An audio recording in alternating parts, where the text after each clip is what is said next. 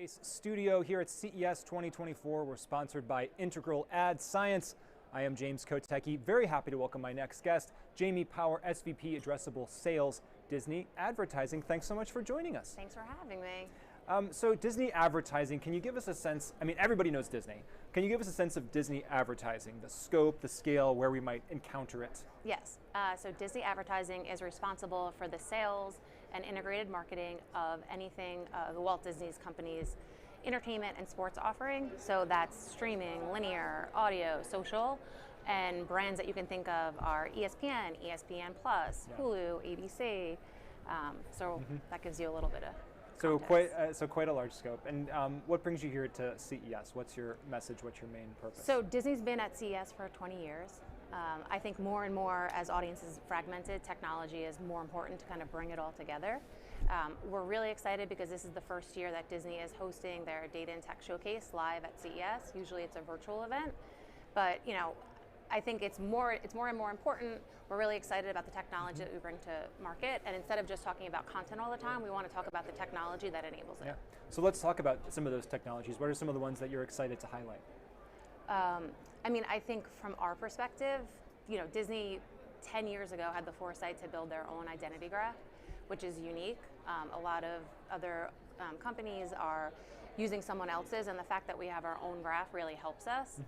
If I look at the breakup of Disney's supply, right now 50% is linear and 50% is happening in streaming. So if we didn't have an identity graph, it would be really hard for advertisers to figure out how to maximize their buys with us. I think it's really interesting to kind of look at that data and be able to kind of help clients plan. Yeah. I think the biggest challenge now is if you're looking at fragmentation and there's all these different avenues to advertise, to figure out which is adding reach and which is adding frequency, and the fact that the underpinning of our stack does that, it allows clients to kind of maximize the reach across any buy. But I'm assuming, correct me if I'm wrong, but I assume the idea is there's a person who's watching ESPN and then they're also on Disney Plus because their kids might have that, and then they may be interacting with ABC at other times of the day, and you're able to kind of understand who that person, maybe that family is, and figure out ways to serve advertising that make the most sense. Yeah, and it's not, people aren't just watching linear or streaming, it's additive, and how do you put that all together to maximize the audience? And if you take a show like The Bachelor audience on linear is a little bit older, but on a streaming environment, it's a younger audience. But if you didn't buy both, you would miss 40% of the reach. So I think understanding that, if you want to reach the audience of The Bachelor, it's not just buying one, it's how do you bring them all together to reach the audience? When you think about the near-term opportunities for the coming year, do you see it as an evolution, or do you see any kind of revolutionary kind of leaps forward that potentially might be on the horizon? I definitely think there's definitely leaps that are coming, and it's interesting. Near term for us, we're rolling out the ad tier of Disney Plus globally, which is very exciting. I think, what's interesting is Disney has 15 years of history on Hulu and what worked in streaming, but as we rolled out on Disney Plus, we were thoughtful, and we didn't just take what worked on Hulu and just do that same experience on Disney Plus. So it's taking the learnings and being intentional on how we roll it out, and really creating those viewer first, choice based, because at the end of the day, the advertiser is going to make the decision, the viewer is going to make the decision what's acceptable. So I think that is really exciting.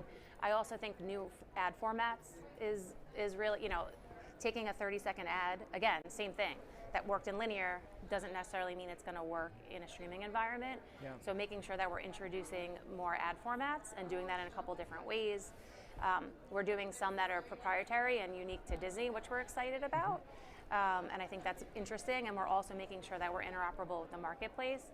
So as the industry adopts new formats, we want to make it simple to buy and allow them to buy at scale across the entire ecosystem and not just on Disney.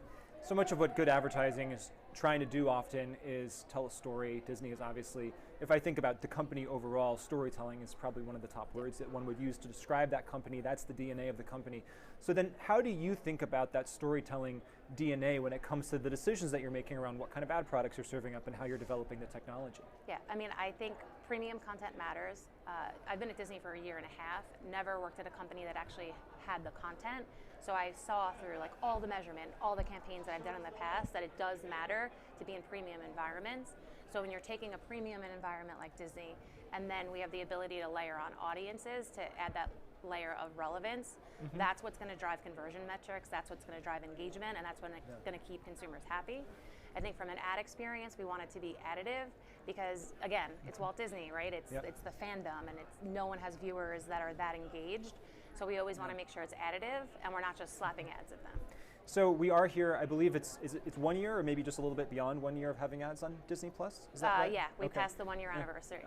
So you talked about some of the things you learned from Hulu. Were there things that you learned from doing it on Disney Plus? I guess there's not another Disney Plus that you're going to have to roll out to. But like, what have you learned over that? What are you proud of from that experience? I mean, we were very deliberate in the rollout of it, and we wanted to really like kind of wait and see. Right now, 50% of consumers that choose the ads, that sign up, are choosing the ad tier, and I think that's indicative of the way that we kind of rolled it out. But yeah, the way that consumers view ads on Disney Plus, being it's more long-form content and movies, is different if you're watching episodic content on Hulu. The other thing that we're really excited about is we're experimenting with new formats. I think a great example of that was the simulcast we did with Toy Story. So during an NFL game, you also could see within the Toy Story characters bringing the game to life. And that was, again, it's additive. It's bringing fandom, it's educating younger kids, and it's bringing families together to watch in a different way. Yeah, that definitely got my attention. We have Disney Plus, of course, as everyone does. It was cool. I was like, I'm not sure what this is, but it's kind of compelling. I want to check that out. And if you notice, the ad experience in there was not in your face. The advertiser that sponsored that, it was quizzes, it was engagement, it was like different formats, not just a 30-second ad. Well, and you know, if you don't like this question, you know, don't worry about it. But I am curious, like the way that the kinds of advertising you could have is so integrated with other things in the company, right? So you could be having a Toy Story character in something, and that is in effect kind of like an ad or like a contextual ad for another Toy Story property, or you know, a movie, or even a ride, or things like that. And I imagine that kind of integration is something that you're thoughtful about too. Yeah, I mean, again, like we have the ability to create immersive experiences and kind of like surround the consumer in ways that are engaging. Like we're never going to do something that we don't think is in the best interest of the viewer, and we're not going to ever, you know, get in the way of that. So I think we're just always very, very thoughtful. Yeah. We are here in 2024 and want to talk about equitability, or what are you, not you personally, or maybe you personally if you want to answer it this way, what is Disney advertising talking about and doing to make the industry more equitable for different kinds of folks? Yeah, I mean, no one has doubled down on women's sports like Disney. You know, we think it's important to have, you know, that women in the boardroom, women on the fields, and we think it drives the business forward. I also think that Disney's pillar is diversity of thought and making sure that we have equitable discussions and we have the right people at the table. And if you even think about like how the world is like massively changing, if we don't have different thoughts and people questioning like why are we doing it this way, why are we, like the right people need to be at the table, and we make sure that happens. Yeah. Let's do a fill in the blank if you don't mind. Oh, great. The future of our industry is blank. Exciting. Great. You don't even need to say anything else. That's great. A one-word answer is very appropriate, and exciting it is. And so speaking of exciting futures, 2024 will be the year of blank. So I think it's going to be, this is a crazy answer, but it's going to be consolidation and expansion. It's not one or the other, it's and I think it's strategic consolidation, and I think the consolidation needs to happen, and I think the consumers, the viewers are going to force that. In terms of people basically saying, I don't want to pay for 5, 6, 7 different streaming services. Yeah, or even if you're an agency and you're trying to plan, like all streamers aren't created equal. Some are going to build reach, some are going to build frequency. I don't need necessarily all the frequency builders, and I need to kind of understand how to put it together. Final question for you, and again, I appreciate your ability and your willingness to kind of go with me on some of these. If you could leave a message to yourself about your business and your industry to look at in 5 years, what do you want to tell your future self to maybe kind of remember or anchor about this time? So I would say, like, be grateful to be part of a workforce that's changing so much. Make sure that you're agile, you're accepting of it, that you're always leaned in, keeping up, and have fun. Yeah. Well, thank you so much. It's been interesting to chat with you, and really appreciate you bringing your perspective here to the C-Space studio. All right, thanks so much. That's Jamie Power from Disney Advertising. I'm James Kotecki from the C-Space studio. We're here at CES 2024. We are live. Please keep it right here so many more great conversations are just ahead.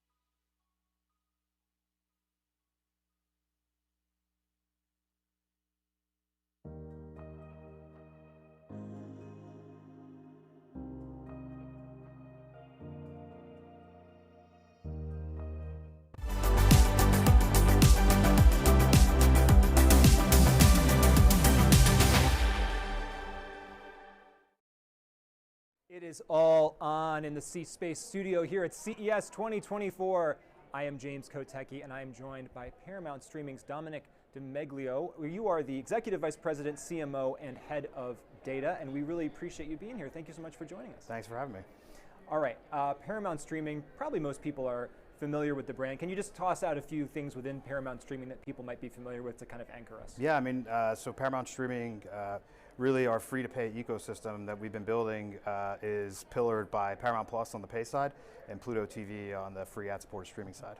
And Pluto TV, actually they were a guest, I believe that you acquired Pluto TV a while ago, or? Yes, Pluto? Viacom acquired it a few years back. Yep. So Pluto TV, actually a former guest here in the C-Space studio.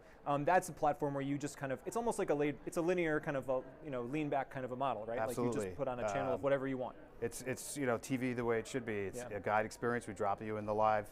Our users love it because it's easy, it's free, and it's funny too because we're reintroducing audiences or introducing younger audiences to the notion of a guide, and they're like, "What is this? I love it," because they're not used to traditional television. There's something about I want maybe different kinds of TV experiences, and one of them is turning my brain off and just letting myself relax with whatever's being served up for me on there. Absolutely. I think one of the things that has been really interesting in being able to sit across free and paid streaming is really being able to dispel the misnomer that there's audiences that are willing to pay for content and there's audiences that only want free ad-supported content. What we found is there's a lot of overlap, and it's really around the experience, the offering itself that's driving audiences, and so we see a lot of cross-pollination between Paramount Plus and Pluto TV.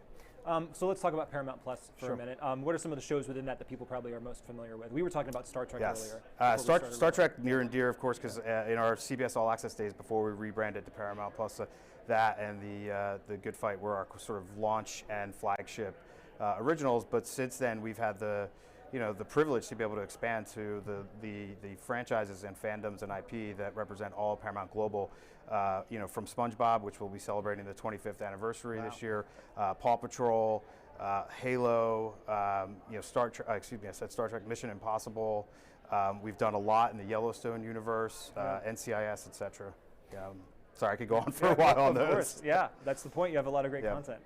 What message do you have here for folks at CES? What's top of mind for you this year? Yeah, I mean, for us, it's really around talking about how just we've continued to really take share in the marketplace. I think we've surprised a lot of folks over the last few years that Paramount Plus has been the fastest growing streaming service in the US over each of the last 3 years.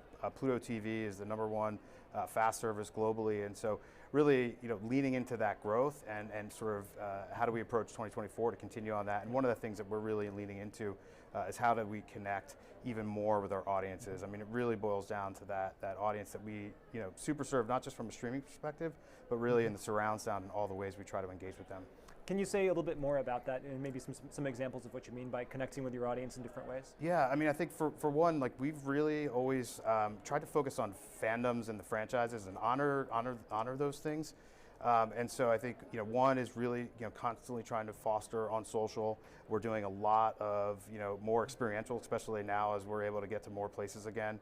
One of the ones that I'm really excited about is Paramount Plus. We launched the Paramount Plus Lodge last year in partnership with Altera.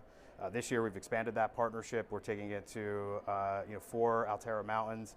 It's going to come to South by Southwest and Comic-Con, and it's really a place where it's the ski lodge. It feels very on brand for Paramount, and allows us to showcase lots of different IP and have audiences or consumers engage. So this is a lodge, like a ski lodge building on a ski mountain that people can come to, and is it open to anybody to go? Open to anybody. Okay. You can enjoy some après ski and some music at the end of the day, and we take it on the road. So it's been a lot of fun.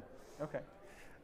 So tell me about where Paramount Plus stands in terms of advertising, an advertising supported tier. That seems to be the way that most streaming services are going these days. Where are you at with that right now? I mean, I'd like to say that we were pioneers. I mean, CBS All Access, when we launched in 2014, we launched first with an ad-supported tier, and Pluto TV, has been at it, for equally as long.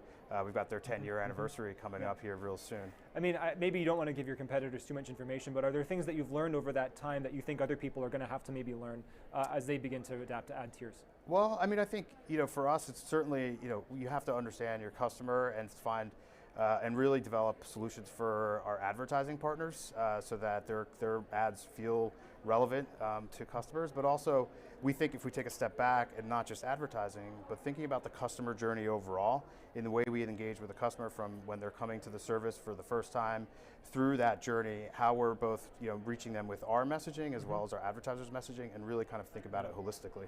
And do you think holistically, as far as how the content specifically relates to the story that's being told in the ads, do you think about ways of interweaving these things in more ways than maybe you have the content and then you have the ad and then you have more content?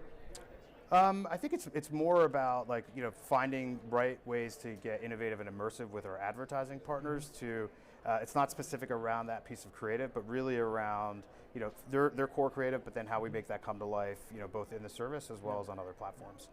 Are there other entertainment trends that you're thinking about? Any entertainment trends that you're watching right now? I mean, for me, it's maybe a little old is new, which is the biggest one is our mission is to entertain the planet at Paramount Streaming, and I think for us, is how do we find ways to deepen relationships with customers and continue to find ways to entertain them, this coming year. Yeah. AI.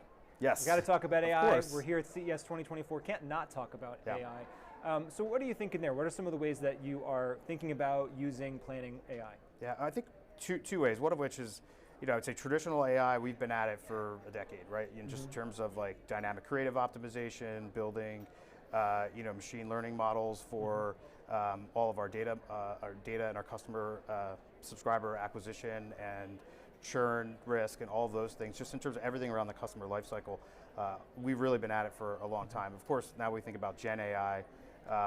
There's two ways I think we're looking at it. One, of course, is how do we think internally in ways we can drive productivity gains, and I think we're already starting to see some benefits of that. And then also how do we apply it to potentially add another dimension to our creative marketing creation process. Yeah. Are you able to say more about that at this point? Is it still relatively new? I think it's relatively new. Yeah. We're working with a handful of partners to really test with a couple of pieces of IP and franchises, but I'm really excited about what we're going to be able to do. Yeah.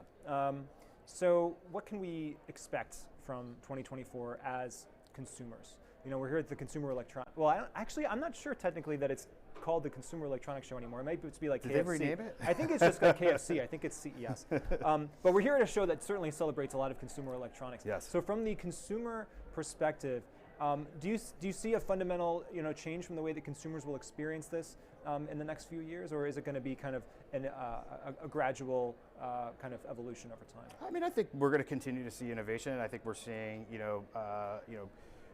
companies out there trying to innovate. I think the Apple Vision Pro is a great product. I know Meta's got a new product with Ray-Ban, and I think those types of things are going to create new palettes for entertainment brands to be able to create innovative and unique content for those platforms. So I think that'll definitely be something we lean into. We certainly want to be at the forefront.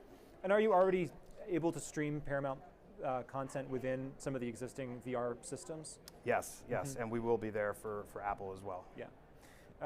Any other technology that you're thinking about as we head into the next year? Because since we're here at a show that has so many different pieces of gear that you could be maybe putting yourself into, any other trends that you've got your eye on? Not from a technology perspective. I mean, I think for us it's just, again, it seems like you're kind of dialed in. I think we are. I'd like to think we are. Yeah, that's great.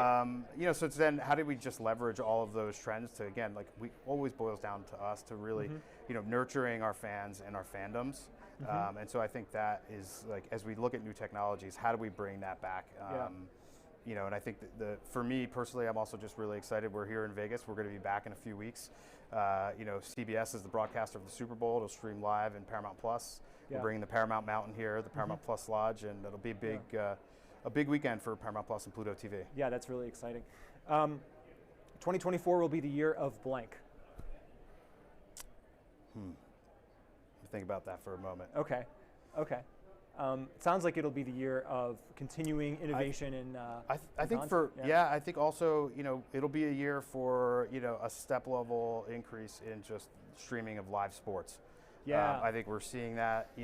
We have embraced it. It's been a huge driver of Paramount Plus back to our CBS All Access days. I assume it days. drives signups as well, right? Absolutely. There's nothing that creates more urgency than wanting to tune in for the game that's on. And so you know, we stream, and we're lucky. We're really lucky. We get to stream things like we have the Super Bowl. We streamed the biggest, the most watched sporting event in the world with the UEFA Champions League final, and so really trying to continue to bring that live experience to customers. And I think we're seeing more in the industry within our competitive set that those events are finding their way on the streaming. Dominic Demeglio, Paramount Streaming. Thank you so much for joining us here in the C-Space studio. We really appreciate you being here. Thanks for having me. It was great. And thank you so much for watching us here in the C-Space studio. I am James Kotecki. We are here at CES 2024. We are sponsored by Integral Ad Science, and we are live on all the CES social channels. That's YouTube, X, formerly Twitter, LinkedIn, Facebook. And if you're watching us right now, just don't go anywhere. We'll be right back with more great conversations.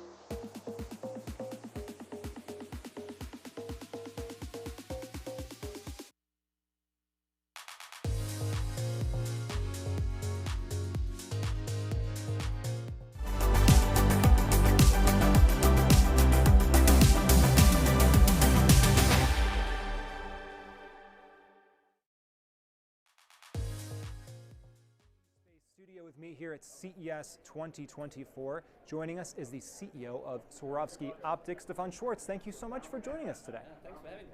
Swarovski Optik, what does the brand mean in 2024? So 2024 is a very important year for Swarovski Optics. So we are coming 75 years old as a company with a long heritage in precision optics, leading this category for a while. But it's also the year when we introduced the first smart binocular. So integrating analog technology with digital technology. So it's going to be a very important year because we're going to drive the category to new heights in the future. Wow, so what is a smart binocular? What does that mean? A smart binocular is basically the combination between an analog binocular, where you can observe nature, with an analog camera, which gives you additional information about what you're observing. Sure. So that's the first time we are combining cool. something like that with integrated apps in the product. And I understand this is your first time as a company at CES itself, so welcome to CES. Yeah, thanks a lot. What's your message here at CES? I assume it has a lot to do with this exciting announcement that you just had. Yeah, I mean, there's one big message is that this technology and AI can really leverage the consumer experience of nature observers. So they can basically move from just seeing and observing in order to detect. So they can learn a lot about what they're seeing. So it's enhancement of consumer experience, and that's what we are offering here at the CES. And when you say they can learn kind of about what they're seeing, what are some of the kinds of things that you can tell me if I'm looking through the lenses? What are some of the things that I could learn? Yeah, we are very close to nature. So our DNA is nature. We're in the business for the love of nature. Yeah. So that's why we are very close to help the consumer on detecting animals, especially mammals and birds. So we have about 9,000 birds you can detect with the binocular around the world. Yeah, wow. And so are you using AI to do this? Is this something that you've had to invent? Is this a novel approach to AI here? Yeah, I mean, this technology gives us the opportunity to introduce AI into the consumer experience, but we probably do it in a different way. So still, the way we are using AI is probably different than in other areas. So the consumer still stays in the real world. So he still looks through the lenses, he's in the real world. AI provides additional information so he can learn and becomes an expert in what he's seeing. So usually birders were always the ones who were the experts detecting the birds, looking at the books. Now everybody can do that. Everybody can basically detect the birds or the animals they see. And I imagine a benefit to that is that you can do that more seamlessly through the experience. You're not looking up, trying to rifle through a book, find something, and then, oh, the bird is gone or something. Exactly. You can actually have that experience in the moment. Right. That's interesting. And when you have these kind of AI-enabled products, does it change, does it make additional changes in the behavior of consumers or the feeling that consumers have when they're actually out in nature? Yeah, absolutely. So we are very close to our consumers. So in the various areas like hunting, birding, and in the outdoors. So we know what a consumer needs and wants. Yeah. And so we will change a lot of the behavior of the consumer by helping them, with additional information about getting the expert in the activity he's doing. So the behavior will be different because he's not only see the unseen, this is our claim for several years, but he can see beyond seeing. So he gets a lot more about the knowledge about the birds, about the animals he's seeing. So he turns from an amateur to an expert while using the product seamlessly. And is the AI leveraging the colors and the shape, or also is it even leveraging the movement? So in other words, is the AI taking a photo and then referencing that, or is it actually referencing the way the bird might move and even sound or other things? Our framework is different. So we won't pull the consumer away from reality. So he still sees reality. He's not looking at a display. And that's very important for us because he's looking on a display all day long. So he's in the nature, he's seeing the nature. So it's not a display, but he gets additional information into the screen, so that he basically gets information on what he's seeing, but he still is in reality. So we are not manipulating anything, but we're giving additional information. That's how we are using nature and the real world with artificial intelligence in order to leverage this totally in 360 experience. And is the data that you're using for that? I guess I'm curious. I guess my curiosity is, if I see a bird at a far distance away, maybe I can't even quite tell what color it is, but maybe I can tell from the pattern of its movements or flight. I'm not a birder, so I don't actually even know how to ask this question. Yeah. Is that some of the data that you can actually pull in to answer the question of what am I looking at? Yeah, exactly. There's a tons of data behind that. Yeah. And all the data is in our smart binocular. Yeah. So you're connected with your app. So everything which you basically see and which you detect, you automatically get on your app as well. Yeah. So there's big data behind that. So you can see the bird from far away. You can see and you are able to detect the bird once the bird is flying, sitting somewhere, and all of that. But there are additional features as well. So you basically can share the point of interest. So when you see something very interesting, you can mark it, give it to your friend, and he will be guided towards the thing you want to show him. There's that nest. It's a GPS integration as well. Okay, that's interesting. So it seems like there's a lot of possible, interesting ways that this could go. What do you think? We hope that you continue to come back to CES and the C-Space studio here, of course. What do you think we would talk about in 5 years if we had a conversation? Where could this technology go? Yeah.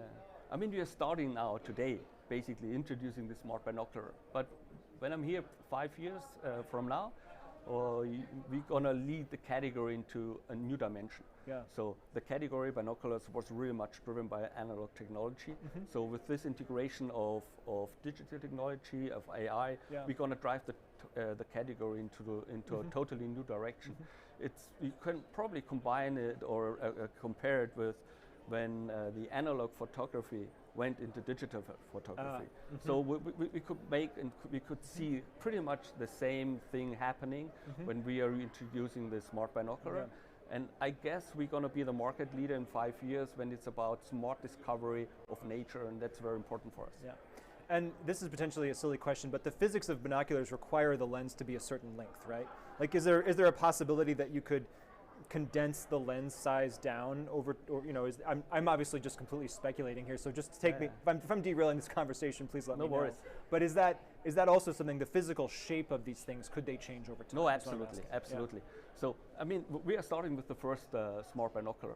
Yeah. Of course, the first smart binocular won't look the same as in 5 years. So we have all kind of possibility working on platforms, on getting our technology on different sizes in different areas, and we won't only stick to birding. We're going to use it in outdoor, in all our other categories, and for all our consumers we're serving. We like to do a little fill in the blank sometimes. 2024 will be the year of blank. 2024 will be the year of us introducing the first smart binocular, giving the consumer a new experience, and for us as a company, it really will give us a new opportunity in order to really think and act more on technology, which is more digital than analog. So it's changing our company as well. So the year 24 is kind of a big start into a new direction. And how do you think about this in the context of sustainability, either technology or that you're using to make your own company more sustainable, or maybe if people can see the world in a new way, they want to be more sustainable? How do you think about that?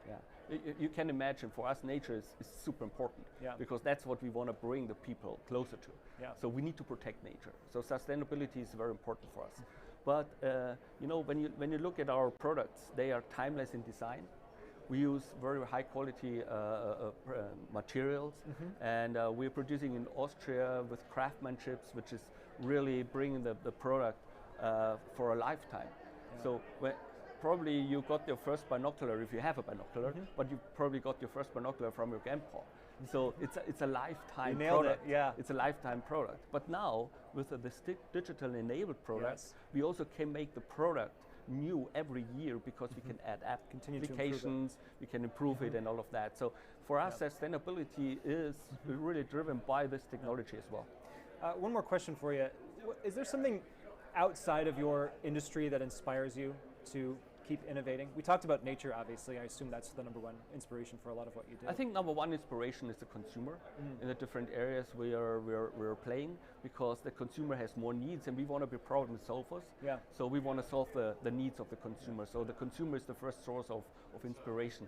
And probably the second source of inspiration is nature. Yeah. Because as you know, in other categories, a lot of innovations came from nature. But probably one of the major driver for us as a company since 75 years was basically set up by our founder, who basically said that we always need to improve the good things to make it better. So it's a DNA we are having in the company in all what we are doing. Well, Swarovski Optics CEO Stefan Schwartz, thank you so much for joining us here in the C-Space studio. You're welcome. And we really appreciate you watching us here in the C-Space studio here at CES 2024. Keep it right here. More great conversations are just ahead. I'm James Kotecki. Stay with us.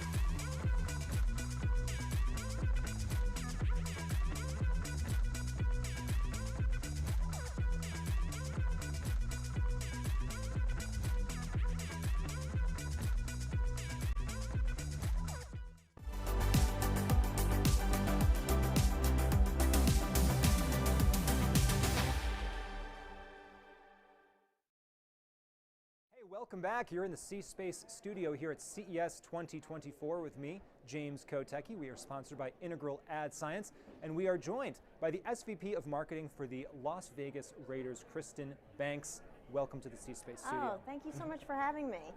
The Las Vegas Raiders, you are a marketer for an awesome thing to do in Las Vegas, obviously, is to go to a Raiders game, but there's so many fun things to do in Las Vegas. How do you even think about approaching that challenge of staying competitive in this environment? Oh, for sure. I mean, one thing, it's being part of NFL and being part of a prestigious club that's been around for 60 years. Yeah. But coming into Vegas, you have an incredible amount of competition, to your point, whether it's entertainment and shows, other sports properties.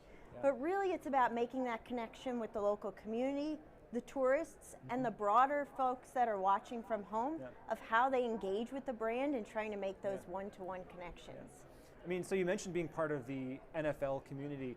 Do you think of yourself as, I mean, obviously the teams are competing with each other, but are you as a marketer competing with, you know, the head of marketing at another football team, or do you kind of more work collaboratively? How does that work? Well, I'd say, I mean, it's good camaraderie across the league. I have wonderful relationships I've established with other clubs.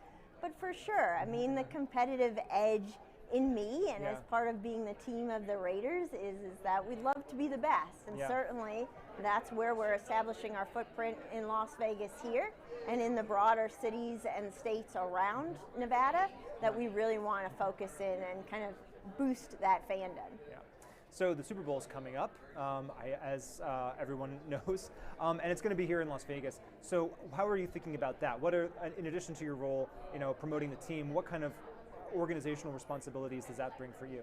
Yeah, it's incredibly exciting to host the Super Bowl here in Las Vegas for the first time ever.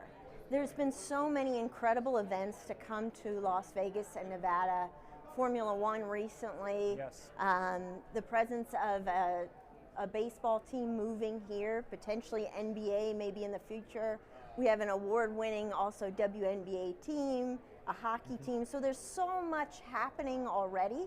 But to host the Super Bowl, which is so iconic and is really, I think, the premier event when it comes to sports, to have that at Allegiant Stadium is incredible.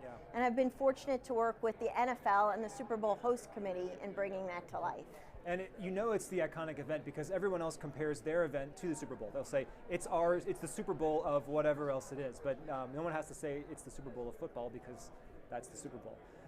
So then in the near term then, how are you thinking about technology trends as part of this? So you are here at CES. How do you think about the way that technology impacts what you do? Are there some interesting trends that you're looking at right now? Oh, incredibly so. I mean, recently at the Las Vegas Raiders, we just finished our community impact report, and it was all of the ways in which we've shown up in the market, whether it's from sustainability, from the financial returns that we've had, and we've used all the technology to measure and increase the effectiveness of how are we looking at becoming a greener stadium? How are we creating 100% renewable energy? Working closely with our partners Microsoft to say, how are we engaging the brand and looking at it from electricity and water usage and using technology to help measure that. And how does technology, and the stadium is new, right? It's just a couple years old, right? Correct. Right. It was. We actually opened our doors in 2020. Obviously, that was quite the challenge with COVID. But started hosting guests as soon as 2021. So it is fairly new to the city. And are there ways that you've used technology to kind of increase or differentiate the fan experience for people who are physically there in the stadium? Oh, incredibly so.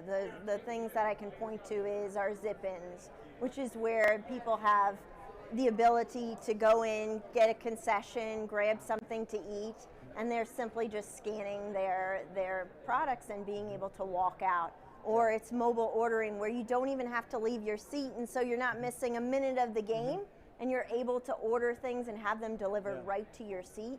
That's really kind of a first in the industry and amongst other stadiums in the country. That's interesting because you might think technology is all about just getting more screens, more advertising, and to a certain extent it certainly is that. Sure. But it sounds like some of these ways that you've used technology to make it easier for people to have that physical experience of being in the seat physically at the game, having that direct connection to the physical reality in front of them, and almost not being distracted by the other things around, make it more streamlined. Absolutely, and beyond that, and outside of just enhancing the physical experience, the other ways in which we engage people technologically is that we also use AI powered. So on the screen, when the camera focuses on a particular fan, it may change their appearance, or it may do something to generate a funny face or emoticon. And so we're trying to enhance that mobile first experience of you being in the stadium, seeing these giant video boards, the Jumbotron that's all around the lower bowl there, and having that full enhanced experience, so it's not just about being part of the event. Are you thinking about, or maybe using generative AI in your marketing, collateral generally, in the ways that you kind of build out the outreach that you do for fans and getting into the game? Oh, absolutely. One of the things that I think is so incredible about AI is just how intuitive it's become in the last 1 to 2 years. The way in which we're writing copy and thinking about even longer term, like when we are thinking of our game day programs, or how we write something that's going to be used for consumer facing, or generative AI. What's exciting is the NFL draft coming up this year, that may use some generative AI images of how particular clubs show up in the way that you've seen kind of iconic logos. So there's a tremendous opportunity in the way that we're using that technology, and I can't wait to see what else is to come. Do you think it changes the nature of what it means to be a creative person, given that this technology is available? You're a marketer, so and you're in these really fun, engaging kind of. You have a history. We'll talk about it in a minute, of some other interesting brands that you've been a part of. But how does it change your perception of human creativity? I think it enhances it. I know that there are some folks that may feel that that's quite limiting, or that it may replace the need for designers. I disagree with that personally. I think that it actually enhances the opportunities that are available to designers, and some of the ways that you're looking for stock imagery or videos, that now you can simply have something closer and at your fingertips by using generative AI in your marketing assets. I mentioned the other cool companies you worked for. So you've worked for Ultimate Fighting Championship, UFC. You've worked for Universal Orlando Resort. I think these are also iconic brands. Are there things that you take from those that you kind of apply to your work today? Oh, for sure. I think the benefit of working in sports and entertainment is that with these properties, we've already been doing a lot of things in augmented reality. And so now you're taking that, you're bringing that to mobile, you're bringing that to second screen experience. But to see some of those enhanced kind of user fun features that are now being broadly used by other brands is pretty exciting. And so I'm excited to continue to push the envelope in 2024 and see where it goes. Do you work much with the players, obviously, the athletes, and really everyone in the organization can be their own little media company, can be their own PR team, right, through social media. Do you work on a kind of cohesive way to put that together, or kind of, is it your job to kind of weave together these different strands? I think our job is to focus on how do we show up as a brand, how do we also tell incredible stories about players, about athletes. That's just my past background. That's really what hooks a fan in particular, is having that connection of that person's just like me, or they have certain behavioral characteristics that I identify with and that make me a fan and want to stick around. It's really that helmets off strategy that's about focusing on the person and who they are and what they bring to the team from, cohesively. The helmets off strategy, that's obviously a football term, but I think that could be applied to a lot of other marketing capability, potential out there. So that, having people show up as their authentic selves is, I think, what you're getting at with that. Yeah, absolutely. I think it's not just that, but it's also really focusing on what's specific. I mean, from a sports entity and having that, you have all of these amazing personalities and characters to play with, right? From a particular brand, it might be the extensions of that brand, and so I do think there are some similarities there. I want to ask you one question on digital health. Do you think about digital health maybe because of the link between health and athletics? Obviously here at CES we see so much in the realm of digital health and equipment and gear and things to help people improve their lives, and being physically fit is obviously a huge part of what makes your operation, your organization go. So how do you think about digital health? Yeah, I think one, we use technology as a tool to help enhance digital health. I spoke earlier about the impact report, right? And that's just about how the betterment and wellness of overall within the stadium, but the way in which we think about digital health and how we use technology to enhance athlete performance, to think about what ways in which we can improve efficiency. Technology has the ability to allow us to do that at just such a fast speed.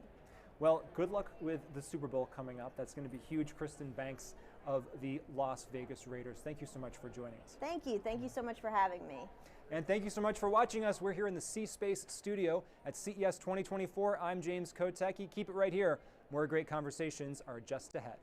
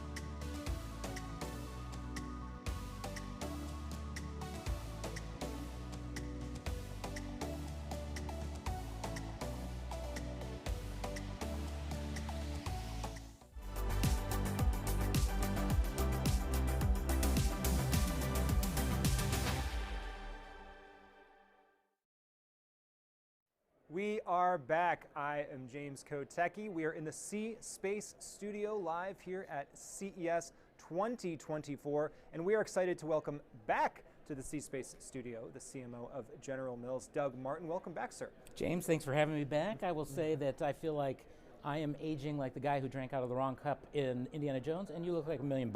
So, well, you know what? I'll take that compliment. You're doing something right. I really appreciate that. But you are, maybe what I'm doing is eating your products, Doug. Tell us, just remind folks kind of the scope of General Mills. Cheerios, obviously, maybe one of the most famous, but many, many others. So we're most closely associated with our cereal brands, Cheerios, Lucky Charms, all of those. But we're a pretty broad portfolio company, from Haagen-Dazs outside of the United States to Blue Buffalo Pet Food to Yoplait Yogurt to Nature Valley Granola Bars, Progresso Soup, Pillsbury, et cetera. So really kind of across the store and in a lot of pantries. Do you have some data point, like the average consumer has like X numbers of your products in their house? We are in 95% of American households on an annual basis, so we touch a lot of people. So what brings you to CES?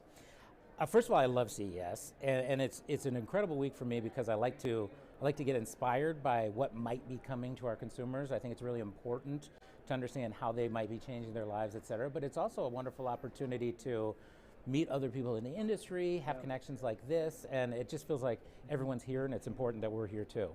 So what are you thinking about then? What are some of your near-term opportunities, maybe with a tech-infused lens over top of that? What are you thinking about? Yeah, I think the near-term opportunity in food right now is clearly how do we demonstrate to consumers the value that we can provide. There's a lot of consumers out there who are struggling with that grocery budget. And then the tech connection is, listen, we have a lot of brands. We have a lot of brands that intersect at different parts of your life.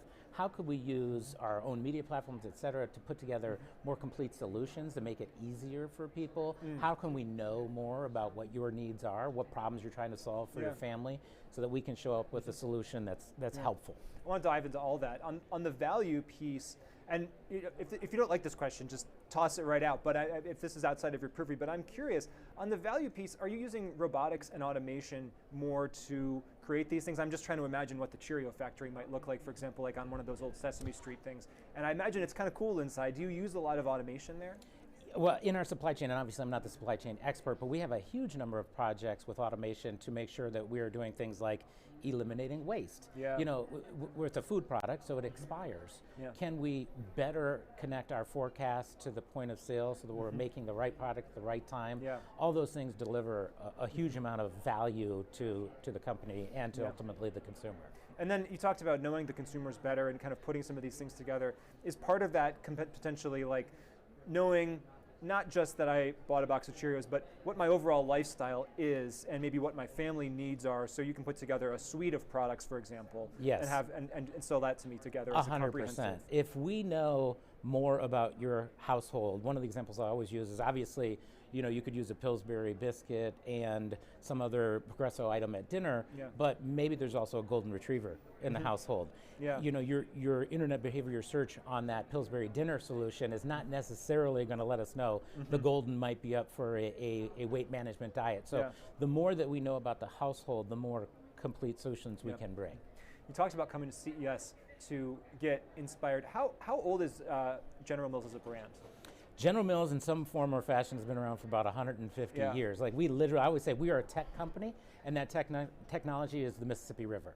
Like the Mississippi River powered the mills that ground the grain, and we've been around for a long time. And so, you know, we're very serious about understanding what do our brands mean for consumers today, and how can we be around for another 75, 100 years? I mean, in one sense, you might think, well, how does a brand with that amount of legacy continue to innovate? On the other hand, I imagine you couldn't have gotten this far without being continually innovative. But how do you think about that in your role? How do you, especially because you're the chief marketing officer, you're dealing with the brand, you're trying to push things forward potentially, while also holding on to the fact that everybody knows Cheerios and recognizes that it's an iconic box and an iconic logo, et cetera. So where do you think about the balance on all this stuff? Well, like I said, we have a huge range of brands, and some of those brands is about awareness, but I think Cheerios is a great example where people know about it. But what we strive to do year in, year out is find a new way for Cheerios to, we talk about solve problems, deliver joy, right? If we can capture attention by, maybe you didn't understand the heart health benefits or something. Well, that's a problem we're solving. Delivering joy could just be a great story about a family that connects to you and your heart and makes you think, this is a brand that kind of gets me and has similar values. Yeah.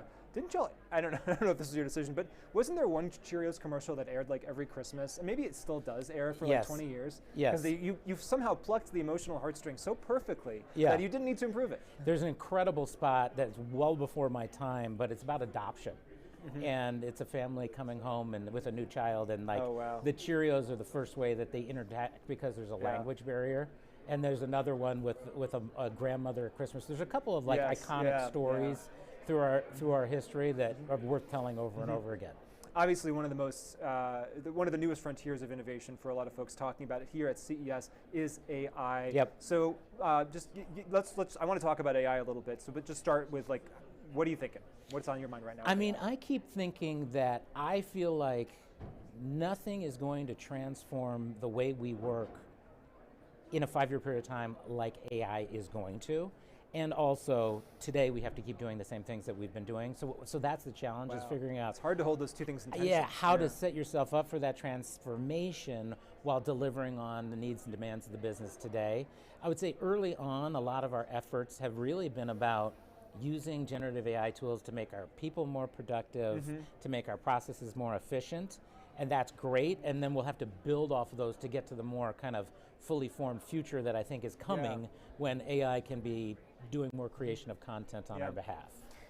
Could you imagine, or are you experimenting now with ways to use Gen AI to make new products or kind of reorient current products you have in different brands or anything like that? I'd say what's really interesting is just asking even publicly available tools, what do they think?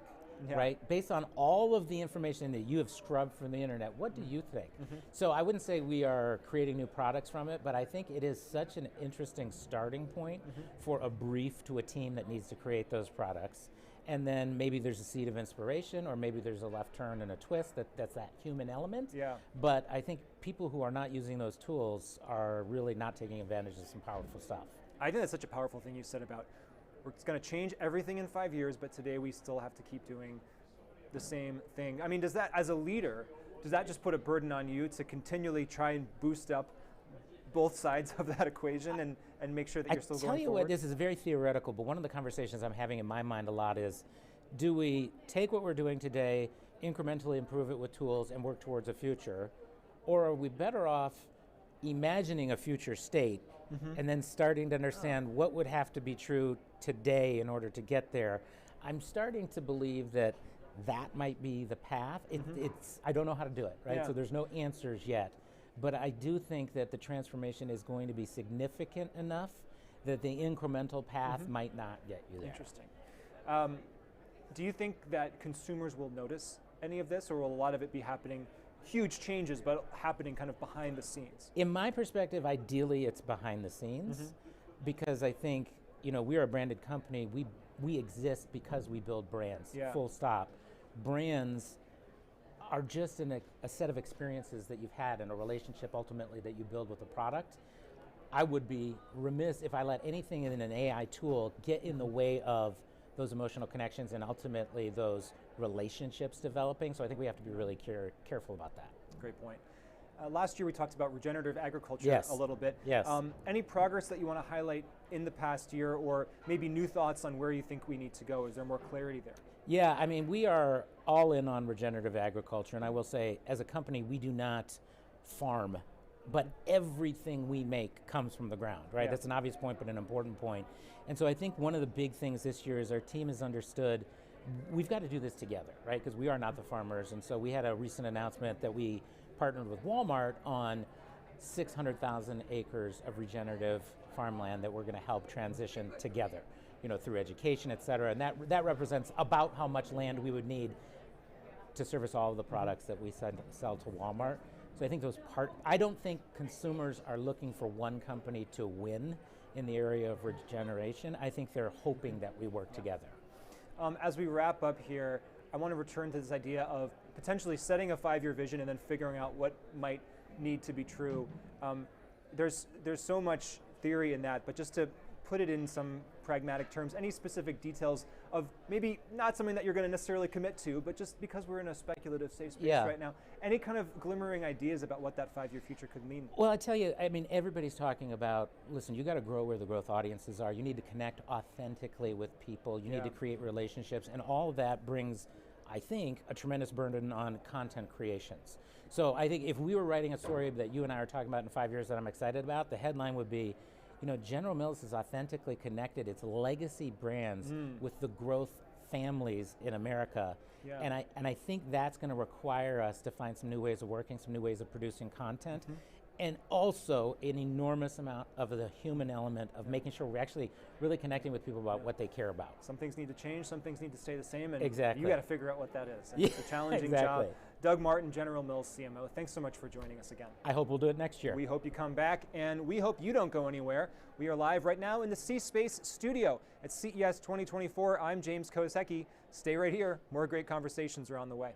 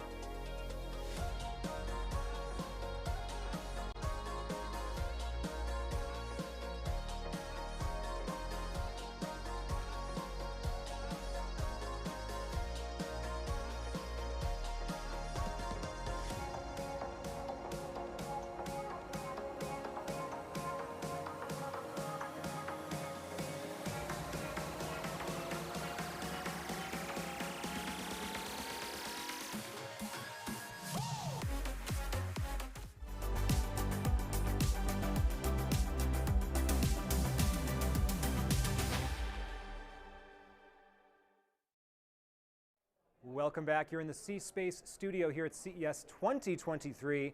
I am James Kotecki. We are sponsored this year by Integral Ad Science, and I am so happy to be bringing you this conversation with Andrew Casale, President and CEO, Index Exchange. Thanks for joining us so much. Thanks for having me. Really appreciate it. Index Exchange, how do you define the brand here in 2024? What does it mean? We are efficiency, fundamentally. Our role is to support media companies, so just about every media company on the planet is a customer of Index Exchange. We support them on the web and app, increasingly in streaming television, and connecting them to programmatic budgets that exist in our vast ecosystem. Yeah. And so what are you looking to do here in the near term? I mean, you're here at CES. This is kind of the kickoff event to the year. What are some of the conversations or opportunities that you're exploring and excited about right now? Yeah, there's two big themes, even just a day into CES already, that are definitely propping up. The first being, this is going to be what I think will be likely referred to as a programmatic election in a big way. Streaming adoption is at a fever pitch. Political advertisers are quite comfortable leveraging the programmatic channel, and there's just going to be so much budget directed to a small number of battleground states. Yeah. There's so much attention being put into how media companies can maximize that opportunity. So that'll be one thematic. The second thematic that I think everybody's talking about is this is likely to be the last year of the third-party cookie. Yeah. And everyone has their own strategy on how they're approaching that, Yep. but lots of conversations on both topics. So I want to dive into both topics, and let's start with the election. It's an interesting way to think about the evolution of advertising and technology in 4-year increments. We have these conversations in the C-Space studio every year. Yeah. Obviously things keep evolving, and obviously there's more than just the presidential election every 4 years. Sure. But it's a good way to kind of check in, because that obviously is the big one, right? Yeah. And so you mentioned that folks are very comfortable with programmatic advertising. Are there fundamental changes that we see here in 2024, that things that weren't true in 2020 that people should be expecting and looking for? The big one is the rapid surge in consumer adoption of streaming in the last 4 years. So we had a bit of it from the pandemic in the 2020 election, but the last few years, it's unbelievable how much more consumer adoption, vast streaming platforms, all the OEM platforms as well. And so the sheer scale of access to the consumer is like nothing we've ever seen, and it's completely accessible through programmatic platforms, meaning the precision of addressability, measurement, optimization, the ability to really zero into some of the battleground states. We're hearing even 10 months out, 11 months out, triple-digit CPMs for very, very coveted audiences and regions, things that just 4 years ago we were not hearing at all. And so, I mean, if we zoom out, what that means is increased precision targeting, right? Yeah. So in the past, people might have expected to see political advertisement when they turn on the TV. Now, if they might be in a battleground state, but they might not be the kind of person that is deemed a persuadable voter. Right. So they may have a completely different election experience than their neighbor across the street. Absolutely, and so then as a result, if you think of what underpins programmatic, there's an auction, there's a fundamental auction. You now have a dynamic where the auction dynamic will compel parties to bid each other up. Which is really good for the media company who's ultimately trying to fund content, and the business of media in general and journalism has never been harder. So this is going to be a groundswell for them, but significant change likely to the consumer experience year over year as well. And I don't know if you're going to, if you personally or you as a company get into this, but obviously the way that these ads can now be generated through Gen AI and the potential for all the kinds of concerns that we're all familiar with going into an election year for misinformation and disinformation. That's all, I mean, obviously it's wrapped up in this because things can be programmatically plugged into shows, and they can now be increasingly programmatically generated by Gen AI. That is a huge topic, and it has many different shades. The way we approach it, for starters, it's a huge topic to us as a company because we sit between the bid and the creative and the ultimate media company. So it's an area that we're ultimately responsible for. We find that there's varying strategies depending on our customer to combat the potential risks that this will create. One being, there is an extreme. There are media companies who are not running any political ads at all, and they're leaving the money on the table, but they do not want the risk. On the other extreme, there are media companies that want to review every single creative one by one. Manually. So if they're, literally, manually. So if there's 1,000 permutations, before any one of them can run, a human on their team will need to have screened each one based on their own standards before any dollars can transact. And so for us, we have to navigate this, and every media company has their own risk tolerance, but you're absolutely correct. This is a whole new paradigm, and there will likely be occurrences of generative AI and different ad experiences potentially, you know, doing interesting things that everyone needs to be on top of. When we talk next year at this time, it's going to be we're going to have some stories to tell. There will be stories, I'm for sure. sure. Hopefully not many, and certainly none from us, but there will absolutely be stories. We want to talk about cookies, as you mentioned. So I think it might be helpful to kind of step back and define for folks who are watching kind of what happened. So I think people may be aware that, you know, in the relatively recent past, people started to have to opt in to be tracked by every single website that they visit that was using cookies. And so can you remind folks how much of this is being driven by legislative regulatory issues, and then how much of what practically is happening is also just companies making choices on top of that? Right. So it's a little bit of both.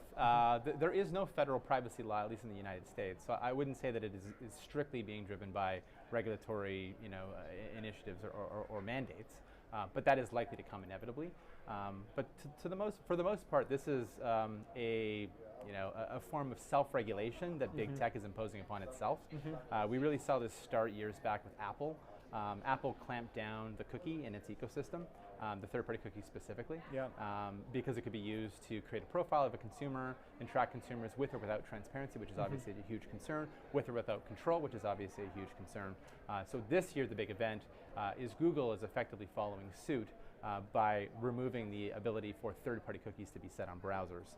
So you know, about a decade later, but their solution to this is something called the Privacy Sandbox, which is intended to allow the preservation of addressability, targeting basically the things that allow ads to work better for the marketer, while also putting the consumer in charge. So doing things like requiring cohorts so that you can't infinitely target somebody to a level of specificity that is just uncomfortable or creepy, as well as far more transparency and control to the end consumer.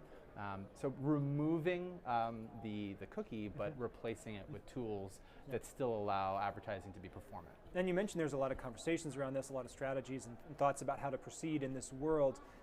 It'd be nice to use you as a barometer then. So like, what's the emotion then? Are people worried about a doomsday scenario? Are people blasé about it? Are people somewhere in between? The honest truth is a little bit of both. Our ecosystem in general isn't known for being overly proactive when it comes to even events that are perceived to be doomsish.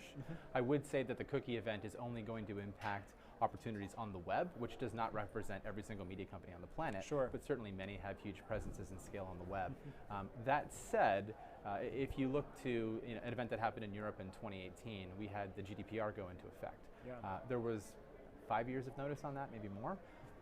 And it went into effect in May of 2018, and most of the prep actually happened, and admittedly on behalf of our customers, in May of 2018, with 5 years notice. So what I would say to you is there is a lack of proactive efforts in place right now to be ready for this cookie doomsday fear, but there's also a lot of optimism.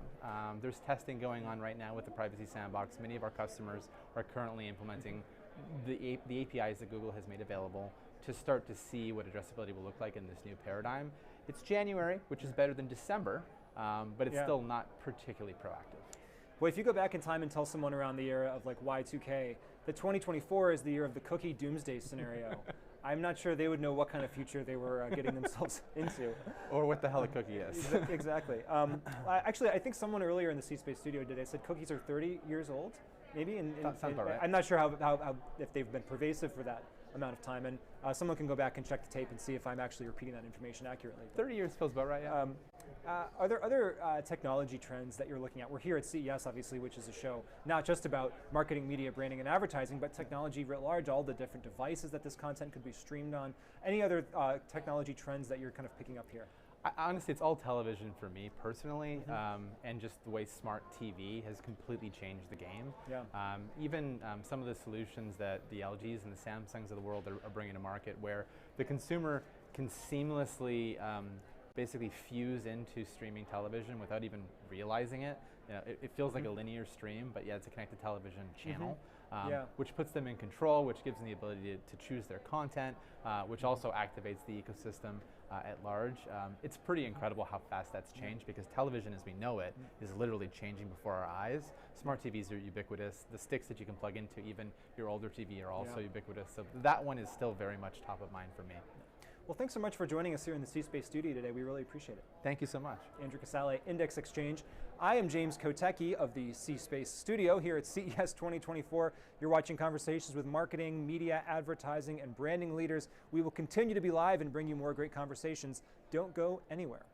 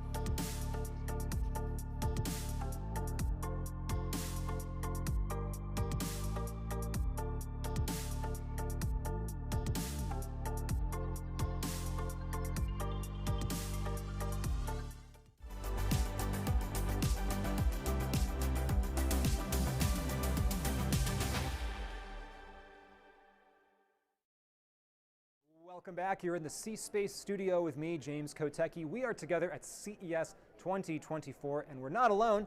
We're joined by Neha Singh, the CEO of Obsess. Thank you so much for coming and sharing some insights with us today.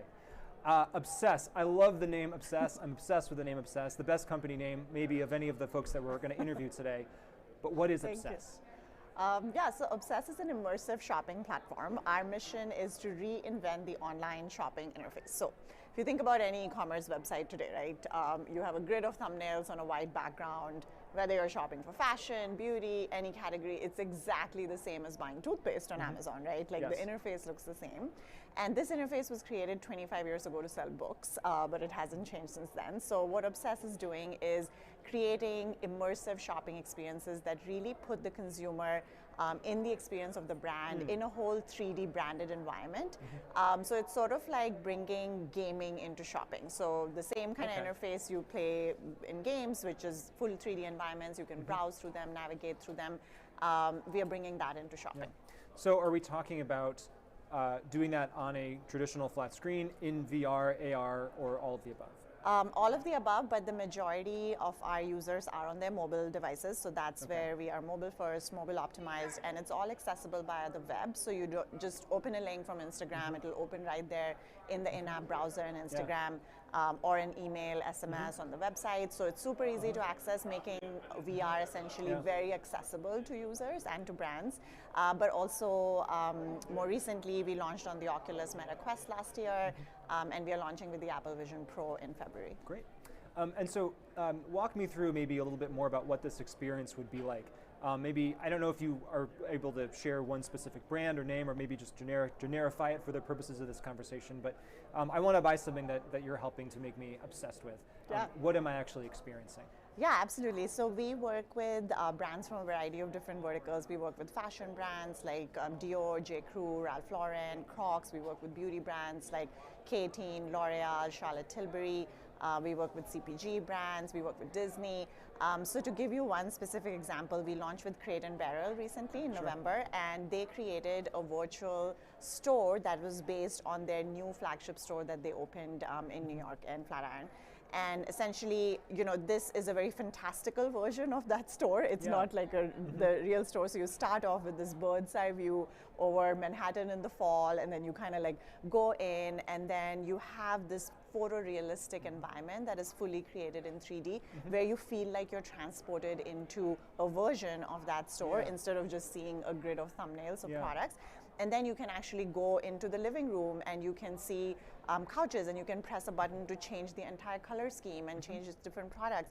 Then you go into the dining room, and there's this whole sort of like all the plates kind of flying off the shelves and creating this beautiful tablescape. And then you can actually click on any product and see all the details and add it to your cart right there.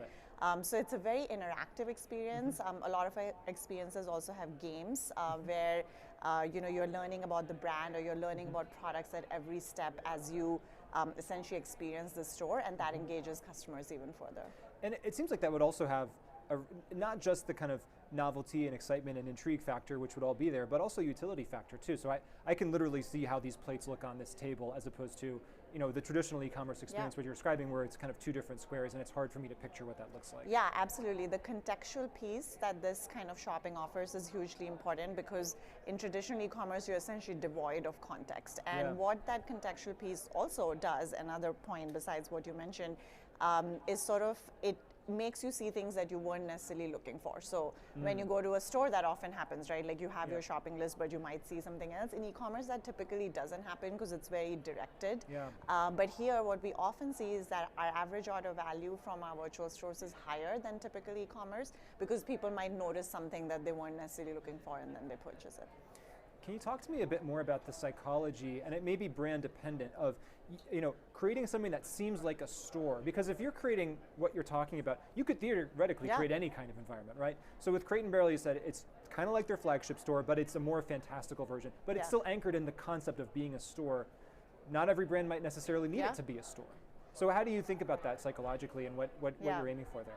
Yeah, absolutely. So we want to enable brands to express their creativity in whatever way makes sense for the particular collection, for the particular, you know, season or brand. So we actually do have lots of customers who create completely fantastical environments that don't look anything like their you know, retail stores. We actually launched a virtual store for Taylor Swift as well in November, and that is a Christmas tree farm, which is where like she grew up, and the products are, you basically shop them off. If my daughter is watching this, she is going crazy right now. Yeah, check it out on her website. But yeah, we have customers who have created underwater like experiences, and like you can create a planet if you want. Many of our customers, like in beauty, they want to talk about the science behind their products, and so you're in a lab. So it's totally dependent on what makes sense, and we can also test that with the data that we have, like what works and what doesn't. And are you the team who's actually, you know, digitally creating the look of this? You have graphic designers or folks to kind of scan products and create three-dimensional models of them. That's what Obsess is bringing to the table? Yeah, so we provide the software platform that all of this 3D rich technology runs on a web browser. And we often also provide the services to actually create the environment. In some cases, our brands might have their agencies do it, or their interior retail designers might do it. Otherwise, we can also do it. Typically, we get creative direction from the brand, though. It's interesting what people are able to do even with smartphones these days, as far as scanning an object and then you can have a 3D version of that object on your phone that you can interact with, and it looks really pretty good, right? And maybe for your purposes, you might still need a graphic designer to kind of come over top of that. But as a starting point, it's not bad. So I imagine that there's going to be increased ubiquity for this kind of use case. Yeah, absolutely. I mean, we firmly believe that the future of the internet is 3D because ultimately, you know, our real world is 3D. The reason we are used to these flat screens and has just been because of limitations of technology, right? But now as chips are getting more powerful, GPUs are processing faster, like our digital interface becomes closer and closer to the real world. Real world is, you know, visual, it's all around us, it's 3D, and ultimately our digital interface will become very much like that. And these are all the starting points to that ultimate future where you can now start to easily scan products in 3D. You can have 3D environments that are running on your phone, and ultimately you'll be able to, you know, step into them or augment your reality, which we all,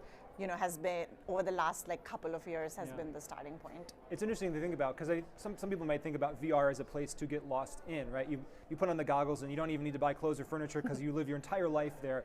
It sounds like what you're describing is maybe something a bit more nuanced and balanced, which is using those environments as a way to bring back to the real world something that you want and how to create the real life, you know, reality of what you actually might want in your life. Yes, at the moment, like all the products in our experiences are all physical products. So ultimately what you're buying is something real that you're getting in hand. So we talked obviously a lot about AR, VR. Another buzzword, the buzzword perhaps, is AI here at CES 2024. How are you thinking? Are you thinking about using AI in any interesting or novel ways that you want to highlight? Yeah, absolutely. So we have actually incorporated Gen AI in our production process of these experiences. So in the cases where we are designing the experiences for brands, what Gen AI has helped us do is we can now create so many options very quickly for brands, and they can be like, okay, I like this, I don't like this, combine things. And before we had to do all of that in 3D, and doing that in 3D takes much longer. So now if we can actually get that whole process down with the help of AI, you know, and finalize what the brand wants, because, you know, as you even asked earlier, there's so many creative options here. And that has actually cut down our production time and our go-to-market time for virtual stores. And then the other thing that we are using it for is to create more content in stores. So we see from our data that the more content we can add to these experiences, the higher the purchase conversion rate is. So for example, like one of our stores is a baby registry, and so there you can plug your due date and it will use Gen AI to find all the names that are most common for that date and things like that. And so you can imagine the possibilities of what before somebody would have to kind of do manually on the brand side to produce this content. Now it's like all automated and we can make the experience more interesting. So you mentioned a lot of great brands that you're already working with. So obviously all of this is here. What are you most excited about for what's next? Is there kind of a new, I mean, obviously, you know, Apple's technology is maybe potentially the big one for the year, but is there a piece of technology or a thing that you're kind of waiting to click into place to kind of take you to the next level? Yeah, so for us, the biggest sort of next big shift in this on the horizon is personalization. And obviously personalization has been a buzzword regularly in e-commerce, but what it means in a 3D space is that we are, like, you can walk into a virtual store and it could greet you like, hello James. You would have a you know, products based on what your purchasing history is, based on what your interests have been by browsing other places. And the complexity there is about rendering this dynamically in 3D for every person. And so that's a technology we are building now, and that's really ultimately our vision. And whatever ultimate device you will experience that on, we want the experience to be personalized to you. Today, the experience that you get is the same as what everybody else is getting, and that's going to change. And do you have other human characters, like an AI shopkeeper in there that's going to interact with me, or is there a philosophy around that, or is that also just kind of brand dependent? Yeah, so we actually we can do it in a few different ways, but one of the ways that's super successful and people really engage with is having real people there as avatars who are shot on a green screen background. And so we often have like influencers or the brand designer like introducing you and welcoming you into the experience, and that gets super high engagement. And then now what we're also doing is creating more like 3D avatars of you know, influencers who can be in the space. We also have AI sales associates who can help you answer questions. And if you get Taylor Swift in that Christmas tree farm, my daughter will never leave. That would have been amazing. And we're looking forward to seeing that. Neha Singh, CEO of Obsess, thank you for joining us in the C-Space studio today. Thank you so much, James. And thank you so much for watching. This is the C-Space Studio. We're at CES 2024. I'm James Kotecki. Keep it right here because more great conversations are just ahead.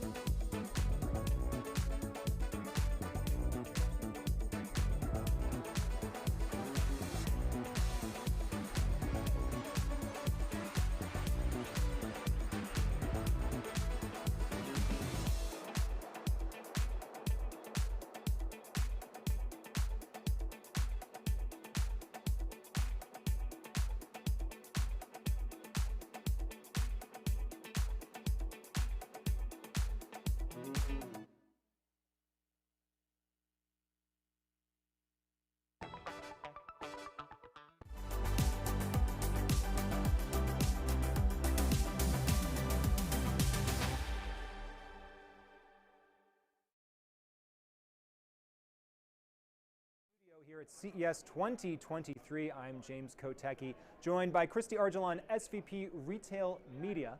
Hello, Albertsons. James. It's so great to have you in the C-Space studio. Nice to be here with you.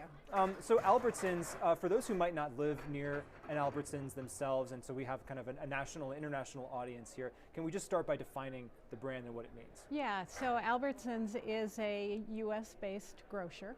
And surprisingly, I don't think a lot of people understand this. They're one of the, like a Fortune 55 company. Wow. We have a whole handful of banners that sit under the Albertsons corporate name. So you may know Albertsons as Jewel Osco, Shaw's, Safeway. So it is absolutely your local grocer. You just might not know that Albertsons is a parent company. Yep. Safeway, I learned that's one I just learned, so that's great. And so what does retail media look like in that context? How do you define up your own role? Yeah, so retail media is this really interesting business that retailers have discovered that they have a right and a need to be in. And when you think about retail and the data assets as well as some of the other capabilities that we naturally have because of our relationship with our customers, there's an opportunity to use retail media as a way to get more information into our customers' hands of all the products that we sell. And more importantly, retail media is also a much higher margin business than base retail. So retail media can actually fund a lot of the transformation that retail needs to go through in order to be able to keep up with how customer demand and behaviors are changing. And now, do you, in your case, do you define retail media as things that live on the internet or also media that lives in the store itself, or all of the above? I mean, it's kind of an interest. People are like, could you pause for a moment and tell me what retail media actually is? It started a long time ago in the paper that we had in our stores, right? So signs that are in the store, shelf talkers that kind of pop out of the shelves, the wall of TVs that you might see in one of the big box stores, and the ad placements that could run on those. As we started to gather more and more customer data, and then we could build audiences, then we started to be able to advertise to them through our website, through our app, through digital signage that's in our stores, through the fuel pumps that we have at some of the gas stations. And then we can also build media programs off platform, so think Facebook, Yahoo Media. We can reach those same customers off of our platforms so that it's kind of an all-encompassing advertising campaign. So here we are, close to the beginning of 2024. What are you thinking about? What are your big near-term opportunities or hopes? How will I ever live without cookies? No, just kidding. Well, that cookies, has a double meaning for a grocer, right? It does. It totally does. We can never lose cookies. But we absolutely fully expect cookies to come out of the marketplace in 2024. And it's actually retail media's moment, because any one of the, especially the largest retail media networks, we know at least half of the U.S. adult consumer population. They've opted in privacy compliant in ways that they've said, I want to hear from you. So we have these scaled real people databases that will not only fill a void that's going to be created when cookies come out of the marketplace, but it'll actually be an upgrade. Yeah, I mean, people who've opted in, I assume, in ways like, I want to hear about deals, I want to go on your website and be able to order groceries, things like that. Absolutely, and it's a really important piece for us is to have that opt-in component of it and to make sure that we respect what our customers have asked for. And I hope I'm getting the pronunciation right, but Criteo, I believe, is a company. Criteo. Criteo. Okay, yes. I was wrong. So you're trying to be too European right, there, but I got it wrong. Yes. But you had an announcement recently with Criteo, and so what does that mean for Albertsons Media Group? Tell me more about that announcement. Yeah. So one of our core tenets of our brand is to come to the marketplace where the market is actually transacting and placing media buys, and so you'll see us do more and more what I call co-op garden ways of operating. So instead of creating a garden that people come in, but you can check in, but you can't check out, we operate more from an open platform, kind of where is the market already operating and how do we integrate into what they do. So Criteo is one of those key partners that a lot of the industry already transacts off of, and so now they have access to our owned inventory. So our inventory on our website and our app can be purchased through Criteo. And Criteo is scaled, and we're seeing already like immediately great results in terms of more buyers being able to buy more of our advertising assets. I mean, intuitively, I would assume that most of what your audience, what you want to advertise to your audience are products that they can buy in your stores. That's the mindset that they're in. But is there anything counterintuitive here? If someone is buying macaroni, might they also be interested in, you know, buying a Mickey Mouse plush toy or something like that? Because you can maybe tell things that maybe aren't for sale but make sense from a media perspective. Yeah, and we call those non-endemics. Okay. So endemic is anything that we sell in our stores or on our website. Non-endemic are things that are related. So absolutely, if you've got a big family, you might want a minivan. If you've got young kids, you might want a trip to Disney. So we very much are leaning into non-endemics as well. And Criteo is another way that people can access us. We also we have a relationship with the trade desk as well. Is just another example of how we come to where the market is. Consumer shopping behavior in the pandemic, obviously we saw a lot of changes there in terms of people ordering online, looking at delivery options, maybe pickup options. How have we seen that behavior continue to evolve? Have we seen any kind of, I don't want to say regression, but just people choosing to go back to the way that they used to shop? Kind of where are we now if we zoom out about how consumers are behaving when they're shopping for groceries in store and or online? Yeah, I think we're seeing more of a normalization. Okay. And so they've got a grouping of ways of shopping us. I come into the store, order it and have it delivered, order it online and then just pick it up really quick, so you know, drive up and go. And so what we see is it changes day by day, but it depends on what that customer actually is doing in that day. So our demands of his or her schedule much greater. So, you know, it's I'm going to place an order through Instacart or DoorDash, or is it just a stock-up trip? So I'm going to order a bunch of paper towels and other paper goods and just have the order ready for me. I run in and grab it, or do I really want to browse and look and see what's new and exciting in the store and kind of get excited about, you know, that life happens around food, so how do I create these beautiful food moments? Yeah, I mean, personally, I think I certainly resonate with that. I mean, in the height of the pandemic, we were doing either all delivery or all online pickup, and now we've kind of just balanced it out based on whatever, and our kids are doing sports practice that week, so we do have time, etc. So it makes a lot of sense. We're here at CES 2024, so we got to talk about AI. Of course we do. When you have conversations with your team, what are the questions you're asking? What are the thoughts that you're having? What are you trying to push forward here with AI? Yeah, we're especially excited and are actually executing using AI to simplify. Historically been the way that a buy actually, you know, gets posted, goes live, gets optimized. And so we have an opportunity to use automation as well as AI to just take all the manual labor out that is really, it's low value for a human to touch it, but really high value when machinery can take over because they can optimize while we're sleeping. They can create more creative units than humans could ever create so that we have more choices in terms of what messaging is resonating. So as using AI and automation from a workflow perspective is really critical for us, and it's allowing our teams to spend their time on high value work, and so it's a boost to morale, the outcomes are better, and we're actually being more productive overall. I want to toss out another question to you here that it may not actually make sense as a question, so if it doesn't, just toss this one out. But VR... I'll reframe it for you. Reframe it, yeah. But VR and AR, we just had a conversation with the CEO of a company called Obsess that is building kind of these unique 3D, almost gamified shopping experiences for certain brands. Does that ever make sense in a grocery context? Might that make sense for you?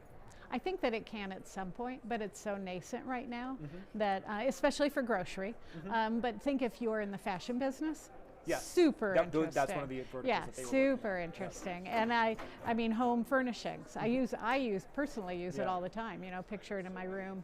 There are other ways that you can bring that to life. For grocery, it's a little further of a leap, unless it's here's how you slice something. I don't know, I'm making Sure, it I up. suppose you could, if you're buying a basket of things, I imagine that a virtual chef could pop up and say, did you know there's another way to do this, or another recipe that you could try? Totally.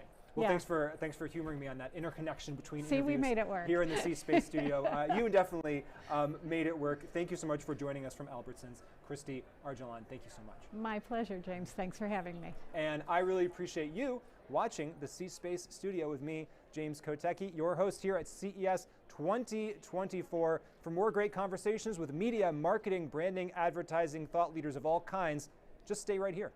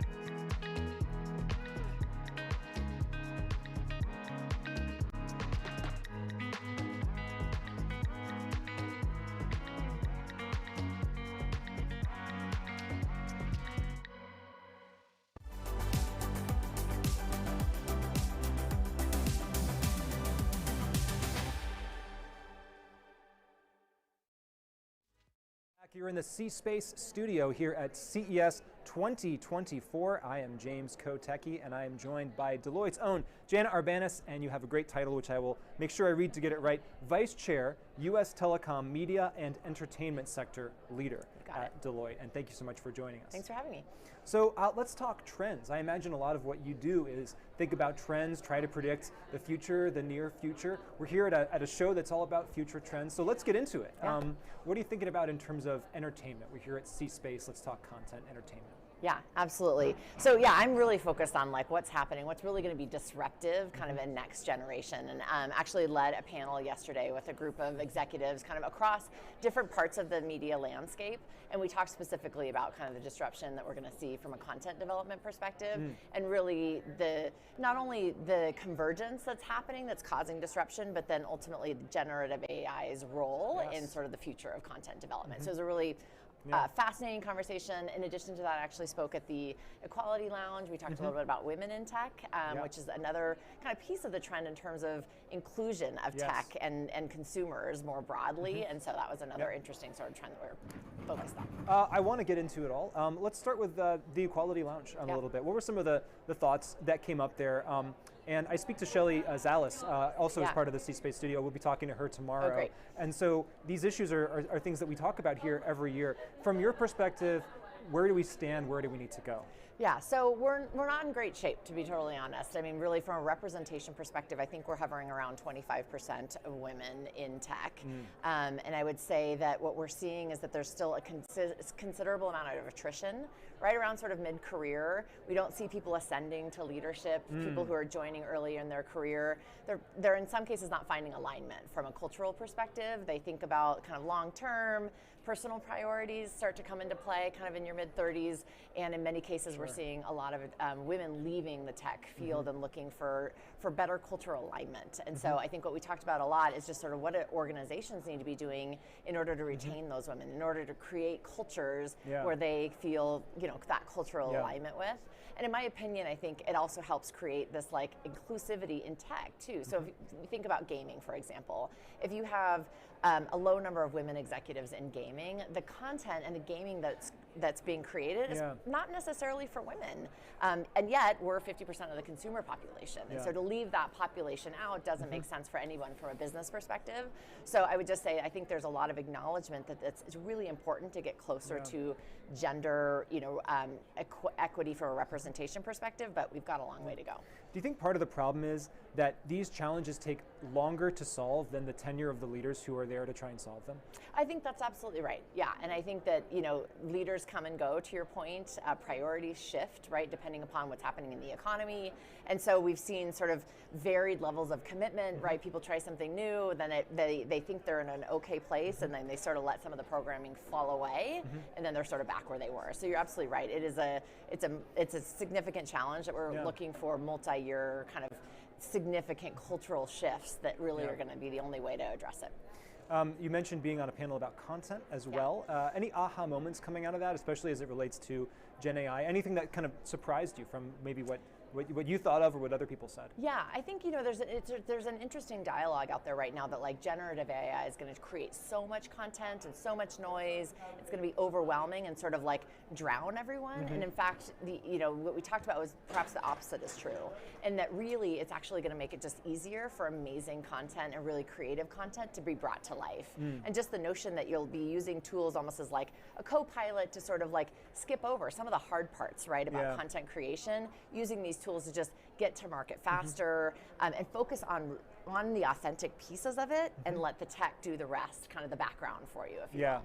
I imagine, you talk about, theoretically, I suppose there could be an unlimited amount of content created. There's not an unlimited amount of human minds to kind of receive that content, right? There's only so many people on the planet and so many hours in the day for them to actually take this stuff. And so is that kind of the idea that the best stuff will still rise to the top and get shared and distributed? Yeah, and I think that's one of the things we also talked about is just this notion of like fierce competition. Like in the past you would have thought about competition in gaming or competition in TV and film or competition in social media. Now those are all blending together. And so there's, social media is competing with gaming, is competing with TV, it's all interrelated. And so I think that is also interesting to your point. We only have so many hours in the day.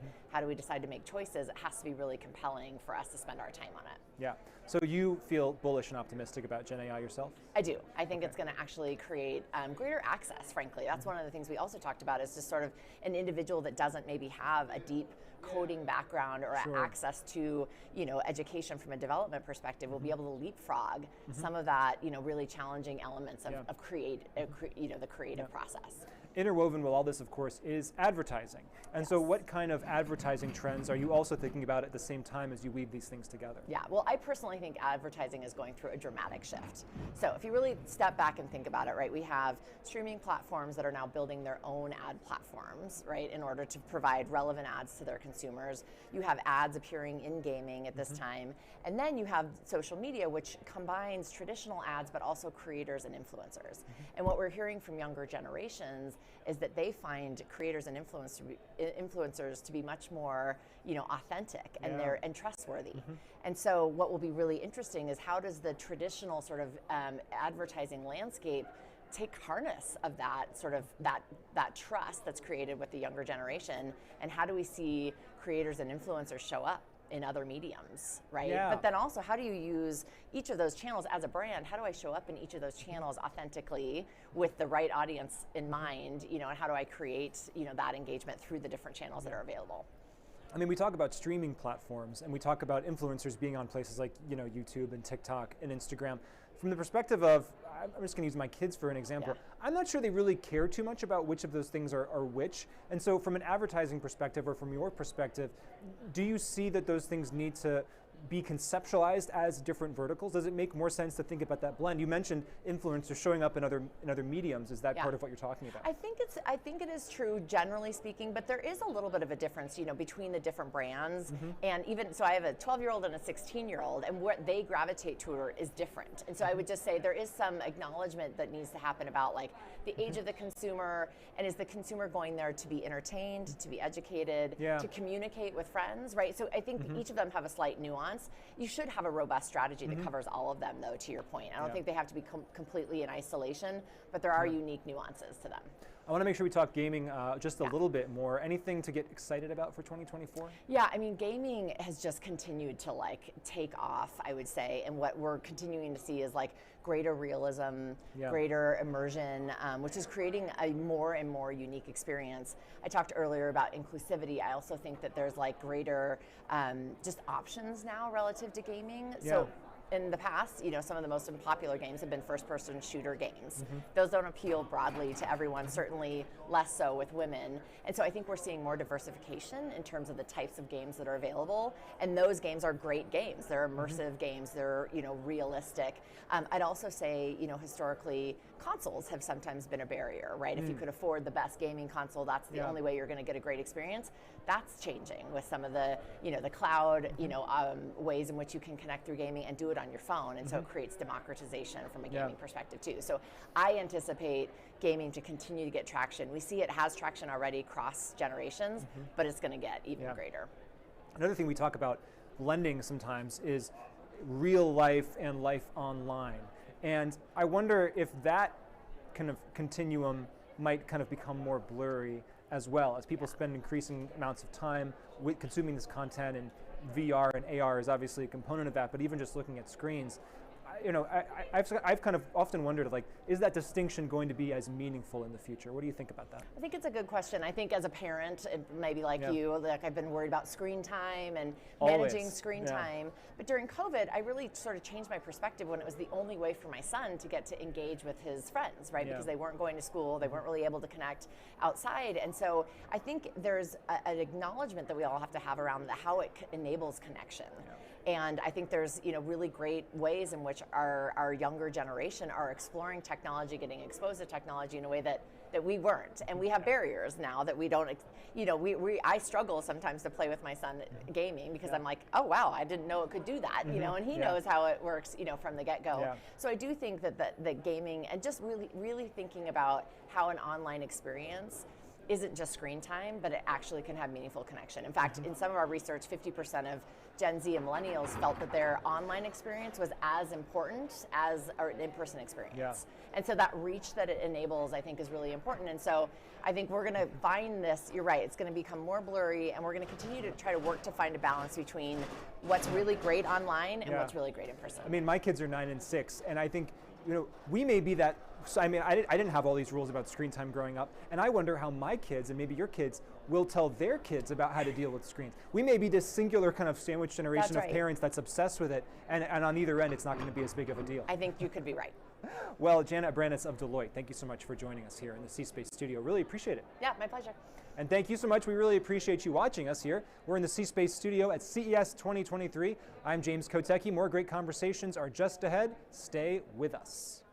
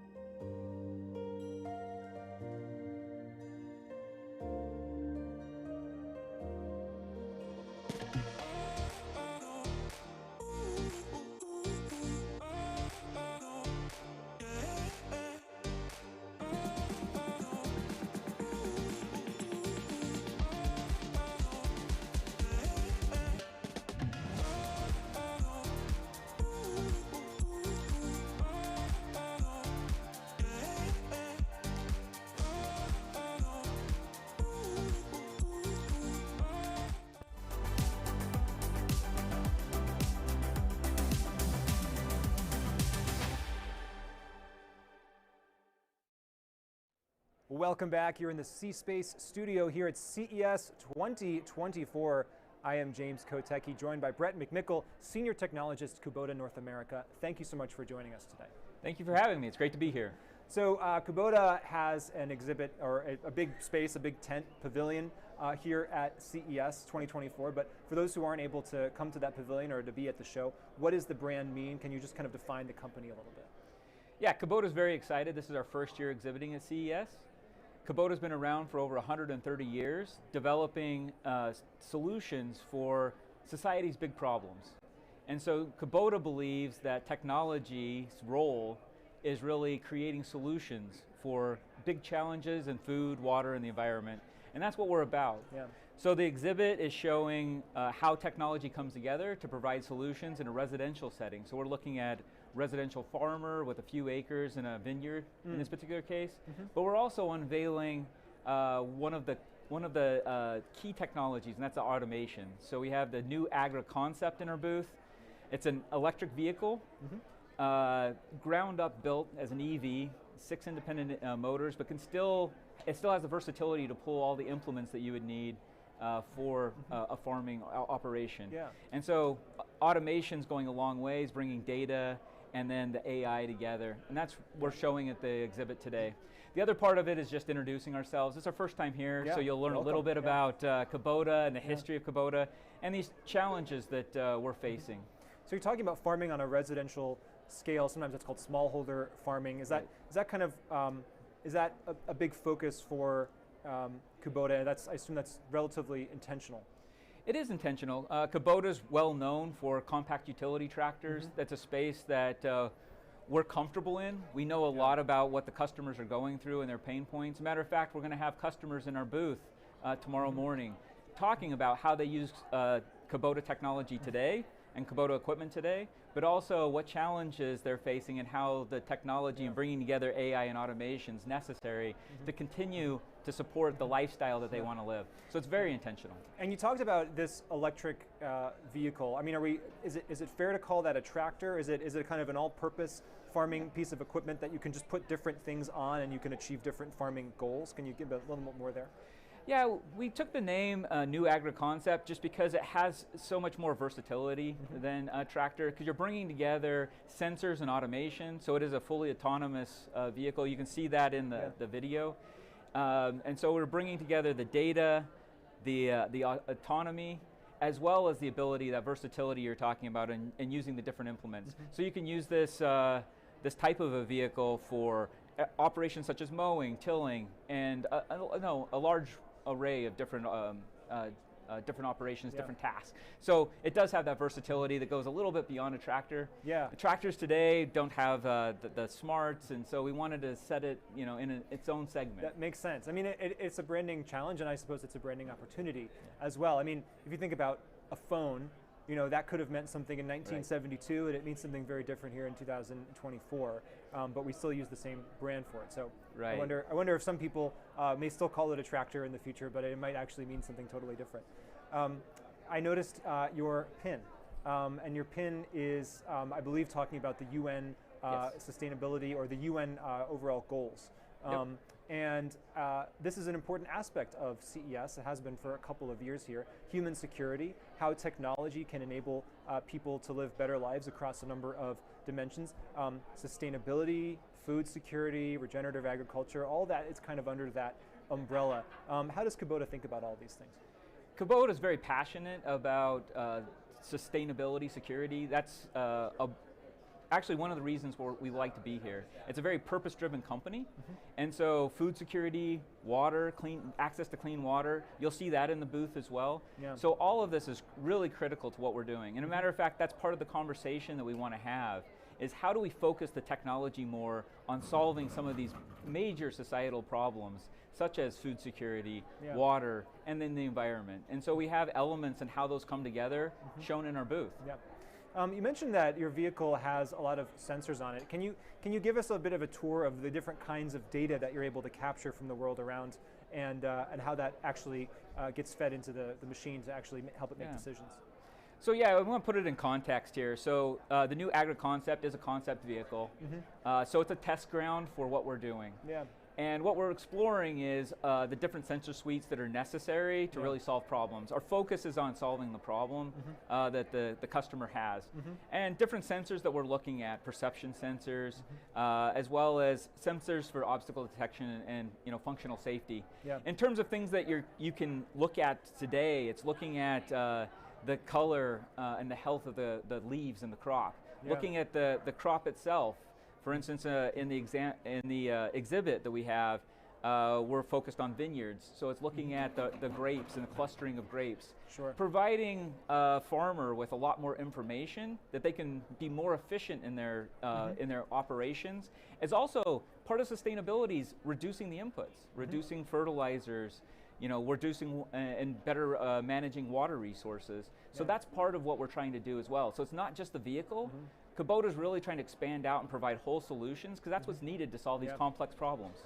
And how do you think about the way that farmers and growers actually take up this technology? Because you can obviously invent some pretty incredible stuff, but you also have to make it easy to use, or at least easy enough to kind of integrate it into the lives and the work that people are already doing. I assume that's a big part of the thought process.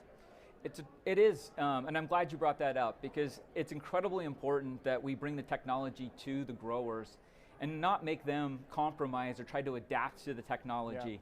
And so a lot of the thought that's going into the technology Kubota is producing is how do we make it attractive so that we can get the adoption, which will lead to the benefits for society, right? And you can't get those unless you get people to use them. And a lot of technology is out there, but requires some level of compromise or excessive training. We don't want growers to have to go get a degree in engineering in order to use this equipment. Right. Does it feel like you're doing something on the range of sci-fi ever? I mean, as you're testing out these things, I'm thinking about the movie Interstellar, which famously had some drones out there on a farm and drones and combines. Exactly. And do you? I guess I'm just curious. Like, do you imagine that kind of sci-fi future? Maybe it's a distant future, but maybe one that you're working toward, of some kind of fully autonomous farm? Or, you know what? Let me pull this question back. When you think about the future, what vision drives you? I mean, what we're driven by, we're really customer-centric. It's really understanding that problem and making sure that we're solving it. And we've got challenges right now in labor and water that we need to solve in order to feed the growing population. That's what we're really focused on. But in terms of the sci-fi and the question, seeing the advancements we're able to achieve today, it is quite rewarding, and it's exciting to be part of this. And now you've got enough data collection in agriculture that you're starting to be able to use artificial intelligence and bring the AI and automation together in a way that is really going to change the way that farming's done in the I would say, near future than further out. It's really coming together. I think this is a really good point. So to invent the sci-fi future, you don't necessarily need to have some sci-fi vision. You need to focus on the customer. And in so doing, by solving those problems, which you've said over and over again, and it makes a lot of sense, that's how you actually get to that future. You definitely want to focus on the customer. Without the adoption, without providing real value for the customer, you're not going to get the adoption, right? And then you can't make that change.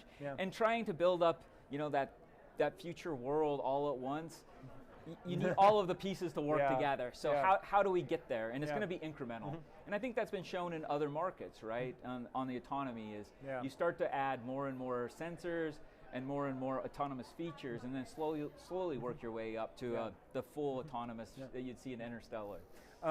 We're here at CES, of course, which has so many interesting technologies on display. Is there something, maybe it's here at CES or beyond, that is kind of catching your eye, something on the horizon, you're thinking, oh, if that other technology develops, I wonder how it could intersect with the things that we're building? There's not one particular technology I'm looking at. It's really how do we bring them together? I mean, that's what's going to change. A lot of the technology that is currently available, it just needs to be brought together in a way that the growers can consume it. And so I'm looking at that. Now on the perception side and then the artificial intelligence side, those are the two areas where I think when you cross, you're going to get a big unlock. It's getting the right access to data in the agricultural space, and that's been a holdback, I think, in agriculture, because you only have so many so many times where you have access to the crop data. And so how do we build up that database, and then you can tie it with artificial intelligence and then layer on the automation. Then you're going to have a tremendous unlock. Well, I hope that you're having a fantastic first year at CES. We hope to have you back at CES and back in the C-Space studio. Brett McMichael, Kubota North America, thank you so much for joining us today. Thank you. Really it's great to be here. And we appreciate you watching. I'm James Kotecki. We're here in the C-Space studio, sponsored by Integral Ad Science. More great conversations are just ahead. Don't go anywhere.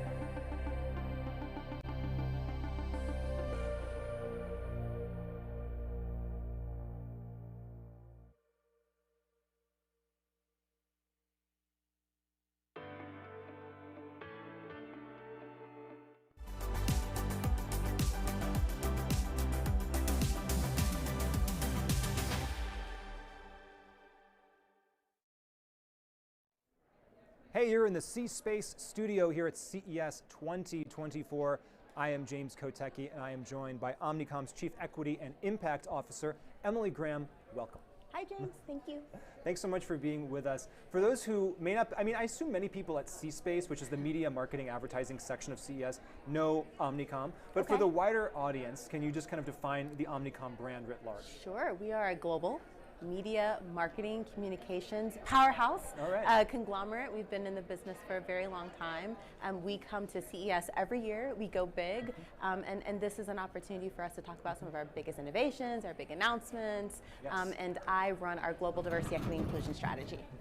And so what does that look like as you head into 2024? What's on the top of mind for you? Not complicated at all. I'm laughing because it's not true. I mean, it's a really changing society. I think we saw 2023 had more of a critique of diversity, equity, inclusion and its relevance. And I think that we are here to say in 2024 unequivocally, D&I is here to stay. And it's a huge part of the way we experience brands. It's a huge part of the way we do our business. AI has become a really big part of the way that we do D&I and all of that. So so do you think we'll continue to go along this path? Do you think there'll be a rebranding? Are you thinking about maybe changing the words that are used? Because I mean, some of this is like certain words are used to mean something. Maybe it's something relatively innocuous. It takes on a different connotation. So interesting. Diversity, equity, inclusion became a proper noun. People don't even use the words. They just say DEI. And it has become so politicized and so loaded. I don't think we need a rebrand. I think we need a reaffirmation. I think people need to remember that diversity, equity, and inclusion have different purposes, but they all work together, and it's not a threat. It's not a threat to humanity, it's not a threat to society as we know it. It's an enhancer, it's an enabler, and it's a good thing. speaking of things that some people worry might be a threat to humanity, let's get into that AI conversation, and especially how your role and your view on it adds to the conversation. The more I learn about AI, the more I recognize it is truly a mirror of our society. The good, the bad, and the ugly. When it comes to diversity, equity, inclusion, there's a lot in there. You know, we have to be very mindful that AI just spits out the mirror that it sees, the information that it has. And so I'm more focused on impacting the world as we know it, so that AI shows up better for us, and the biases that we see, and some of the misinformation that we see, so that we can have a stronger AI. In terms of the training data that it's working on. Training, recruitment, the analysis, the research that it does with the diversity, equity, inclusion lens. Yeah, we're talking with the head of Omnicom Media Group earlier here in the C-Space studio.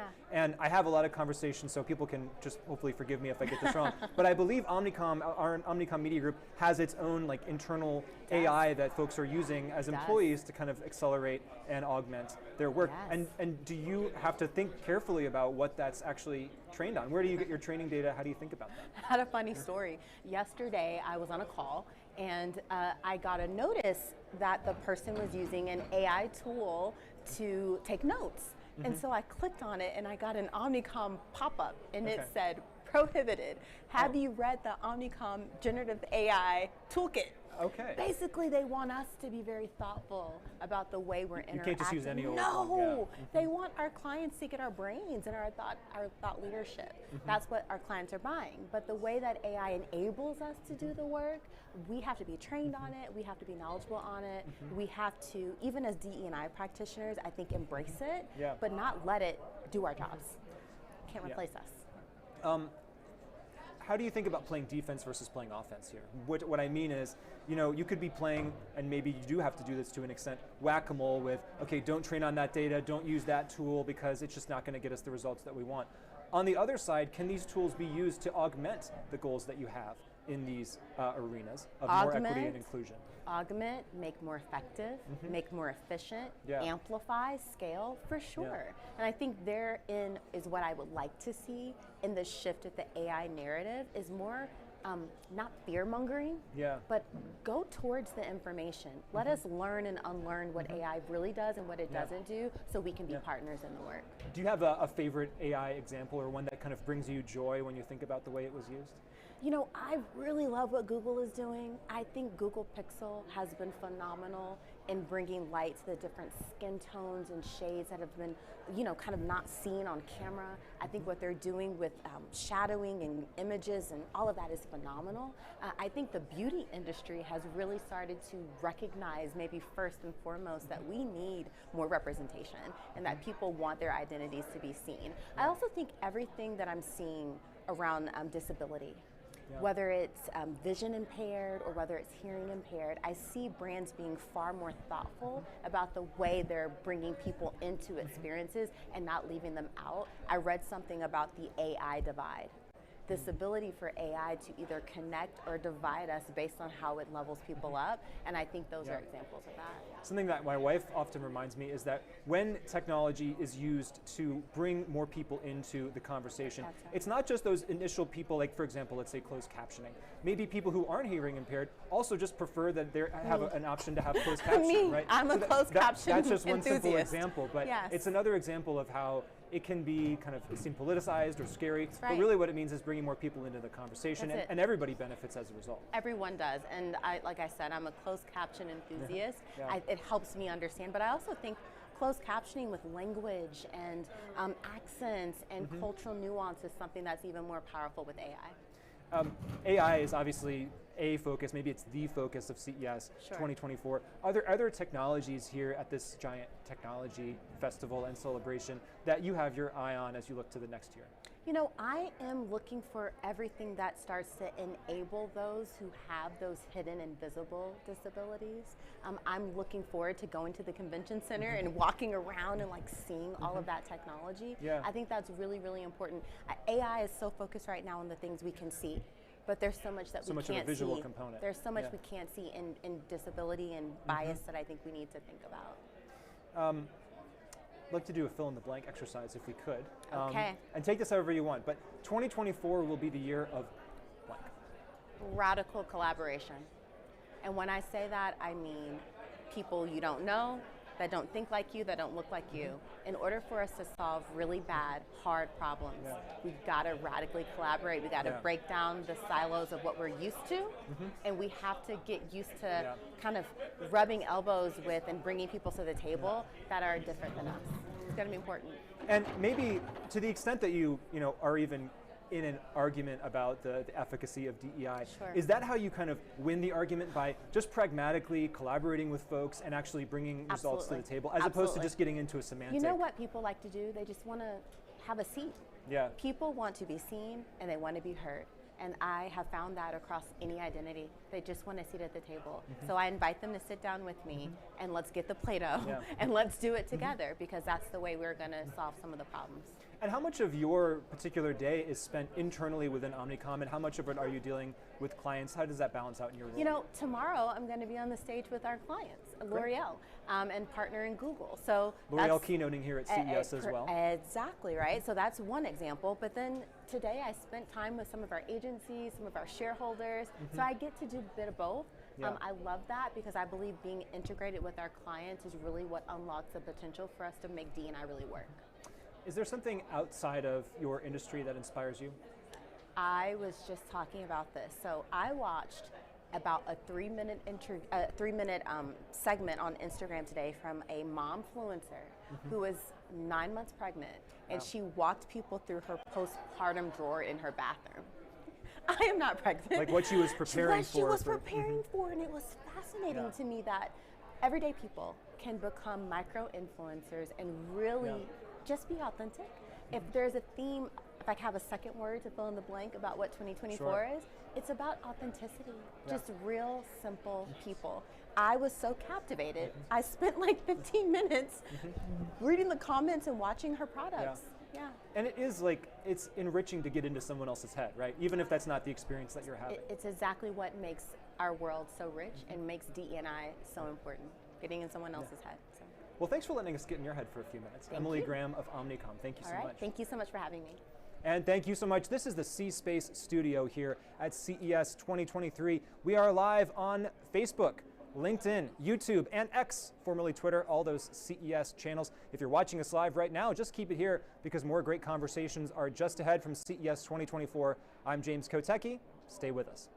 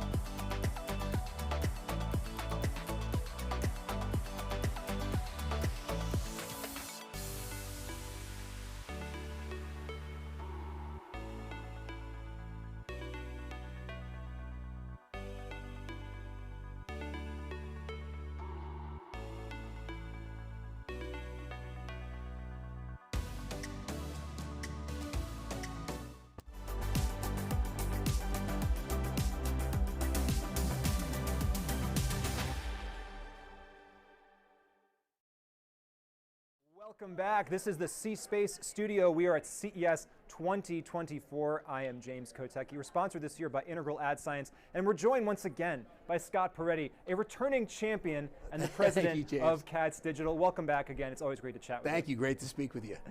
So before we check in, I'd like to always kind of have a reset and redefine what the brand means for you at this moment right now. So for folks who maybe didn't catch our last conversations, what is Katz Digital? So Katz Digital Audio is the world's largest audio marketplace.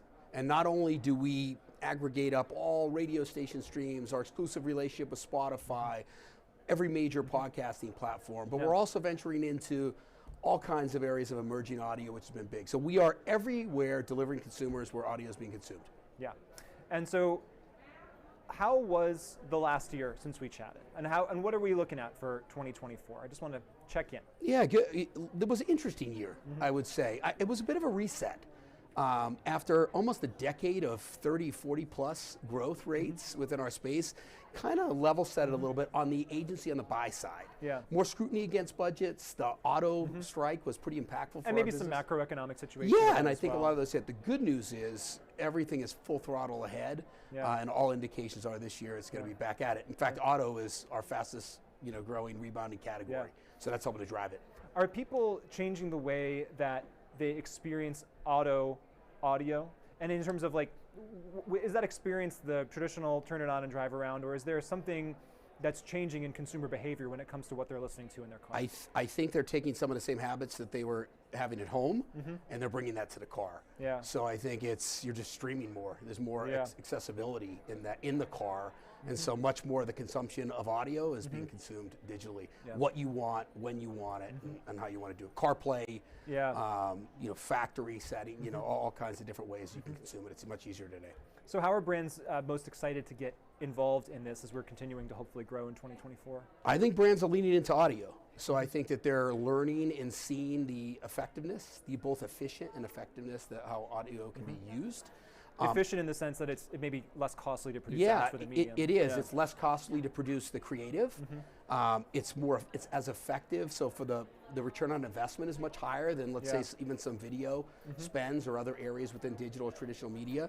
So it's a great way, and I think through some of the data, and as we've been talking over the years, some of the data companies that have leaned in to prove out on the attribution side, they're demonstrating that, and that's getting advertisers to pay attention and spend more.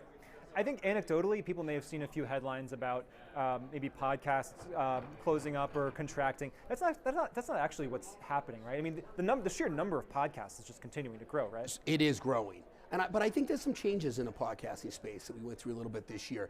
There's more of a shift to audience-based buying within the podcast arena. There's greater tools that will enable that. Yeah. And I think that's good for let's say the longer tail of podcasting, because there's greater ways to monetize those audiences instead of the top 100 shows that have been, seen strength, for the last several years. So, I mean, historically, I imagine what happened was folks created podcasts and then advertisers kind of figured out what was out there and figured out how to put advertising on that. Are we seeing more folks creating podcasts with the specific aim of bringing advertisers in from the beginning? I'm not talking about branded podcasts per se. I guess what I mean is, do audio creators have more sophistication from the beginning about how they're going to integrate ads into their shows? I think they're following the money, right? Yeah. So not everybody. I think there's just good entertainment that's out there. And if you produce good content, people are going to listen, and those will get monetized. But I think, for example, in the political space, we're seeing some podcasts be created and designed around politics. A lot of that's to capitalize on the certainly billions of dollars that will be spent in that arena. So, speaking of so I was going to say speaking of money, but I think everything at CES, obviously, there needs to be some kind of dollars or spending behind it, especially here in the C-Space studio, we talk about that. But another area where there's a lot of money and interest is streaming video. So how do you think about how audio competes in a world where if I talk to someone who's in streaming video, they would love to fill up my day, every single minute of it, with streaming video, even if I'm not actively watching it. It's just like in my pocket. It's going. People I know use YouTube as an audio platform. In certain times, I've pulled up a song and just listened to it as it plays. So how do you think about audio in competition or in collaboration or in conjunction with video? So it's an interesting question, and as you're asking it, I'm thinking about both of us are too young, but in the 1950s, somebody could have sat here and said, what do you think about TV and how it's going to impact radio? So this is just the modern version of it, and all statistics show both are accelerating. People are consuming more digitally, more content, both on the audio and video side. They work together. You know, audio is growing rapidly, and so it's an intimate experience. People want it. We're doing it, and we're consuming both. So I don't think that's a threat in any way. I just think people are going to consume more digital content. We may have talked about AI last year, but obviously the importance of AI and the importance of AI here at CES only continues to grow. How are you thinking, and how are brands thinking about using AI to meet audiences? So we really leaned into AI this year. Last year, we met with some partners, signed some agreements, some deals to bring AI more to our marketplace. We're using it effectively this year to curate content, to deliver unique supply to advertisers looking to enhance KPIs. So, you know, think there's just so much content out there. How do you go through, so podcasting, for example. We're using AI to transcribe all of the podcasting that's out there to better create and bundle supply that is going to be right for an advertiser in a way that we just, from a human perspective, couldn't sort through. Do you see a future of programmatically generated, AI-generated shows themselves? If you eventually transcribe everything and you could just have a show with a synthetic voice, and do you see a future of that? Yeah, I mean, we're seeing it now. I mean, we're seeing that happen. And you know, there's a balance to all of this stuff. I think we're going to see it. I think that's already being there. Some companies are using, you know, AI and voice generated to do creative spots. I think back what that looked like 3 or 4 years ago to what it is today. It's come a long way.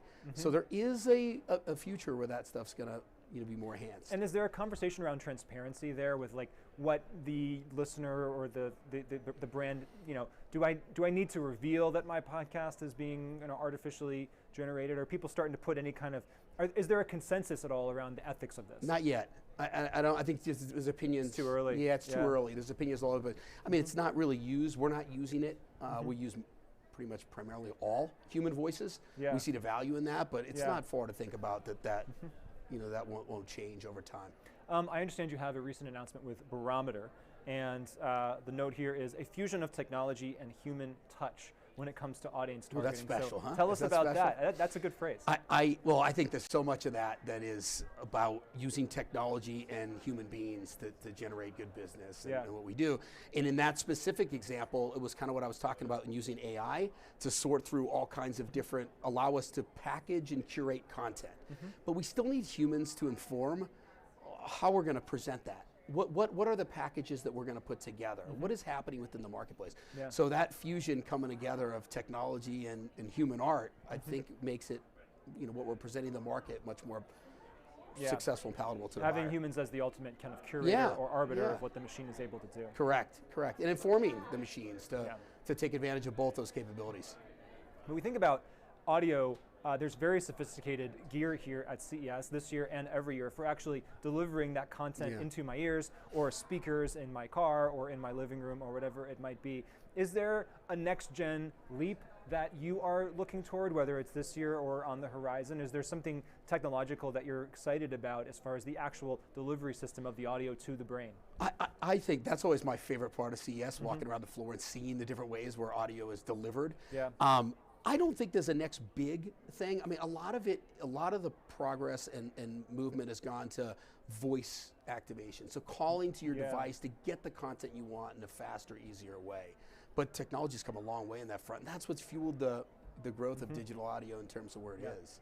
So, what do you think we're going to be talking about next year? Because of course we're going to have you back on. Yeah.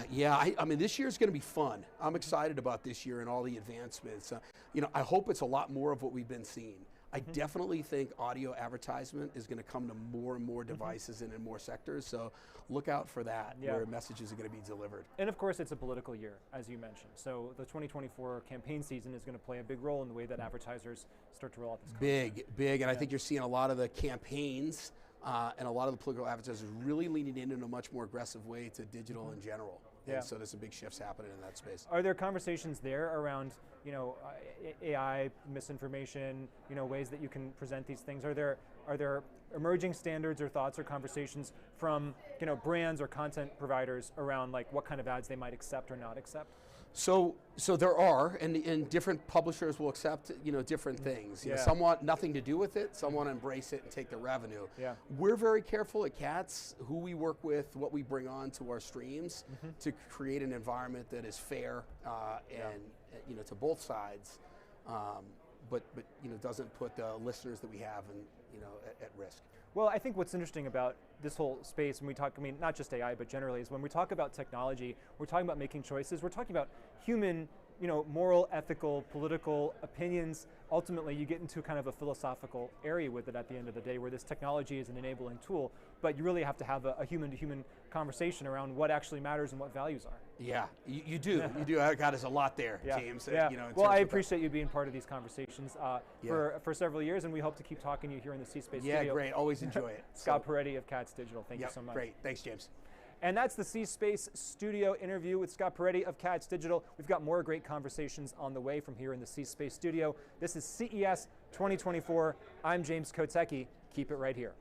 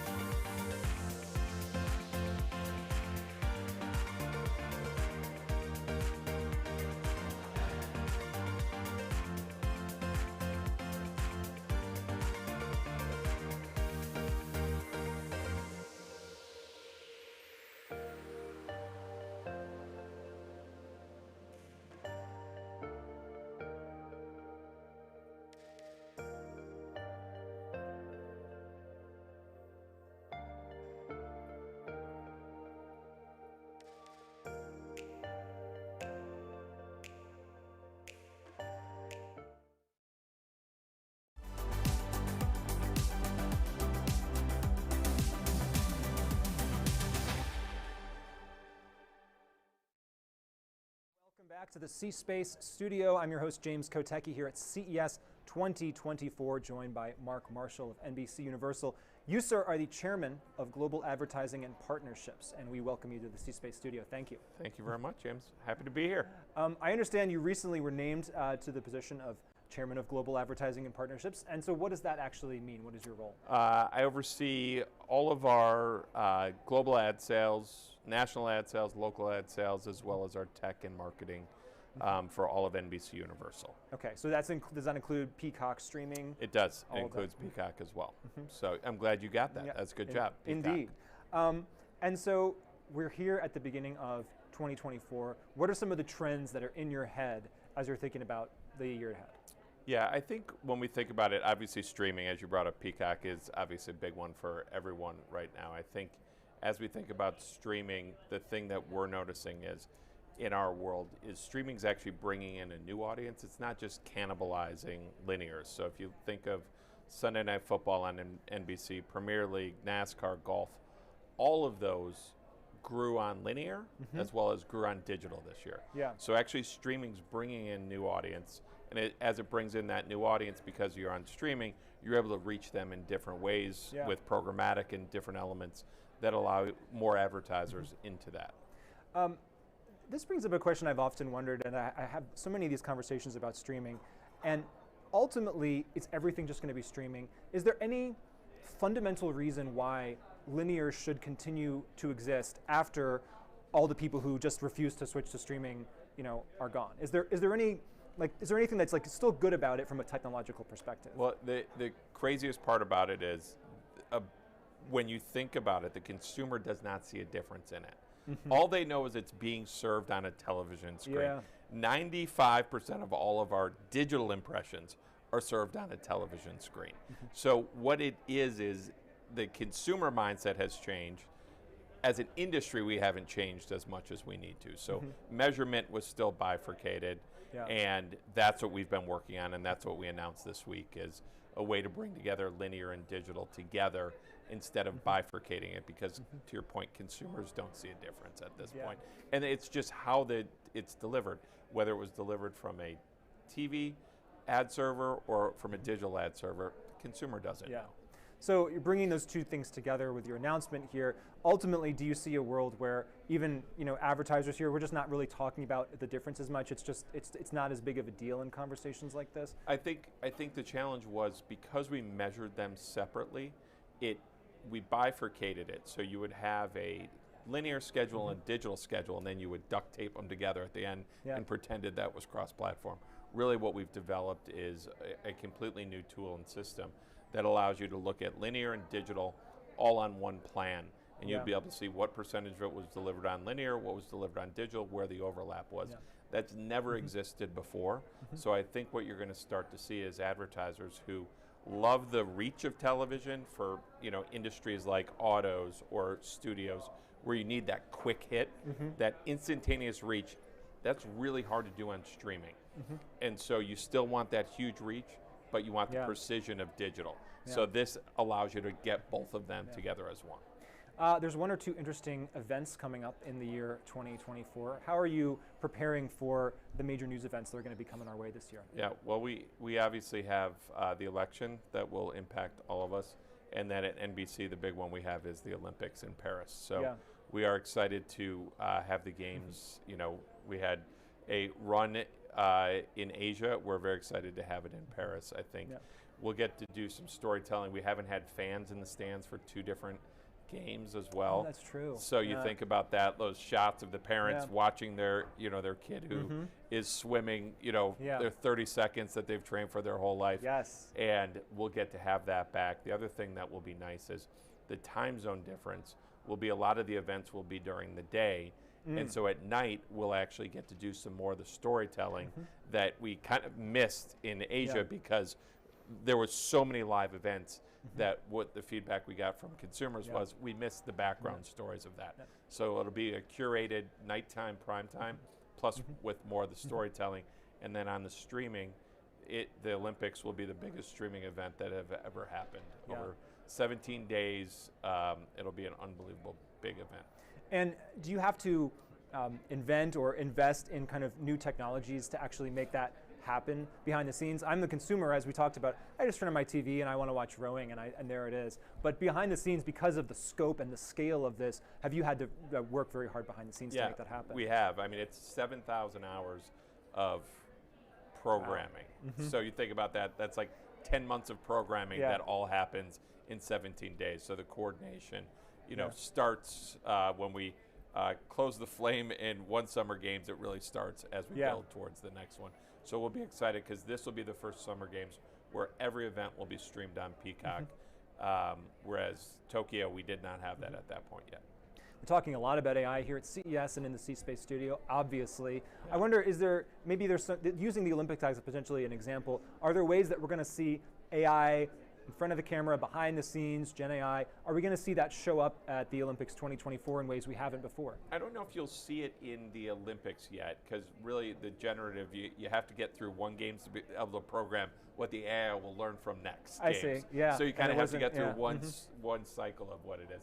But what I think you will start to see is we're using AI in our new one platform, total audience, where what we're doing as we're building plans is we're looking at tone, emotion, and what shows are going to make the most sense for an advertiser. Before, it was, I kind of think these shows might do it, does well on reaching adults 18 to 49. Now we actually get to layer on a whole level of AI and machine learning that will help us, and then we'll also be able to take those learnings and actually equate it back to programming as well. What's working, what's resonating, what viewers are being drawn to what types of programming. Do comedies work better for autos, or does toilet paper work better in dramas? Like you'll start to learn more about the advertiser. Now I'm curious. I kind of want to know the answer to that question. I know. Well, by this time next year, I'll have a whole array for you. You mentioned tone and emotion. Nowhere are tone and emotion running higher than in presidential elections, and obviously 2024 is going to be a major one.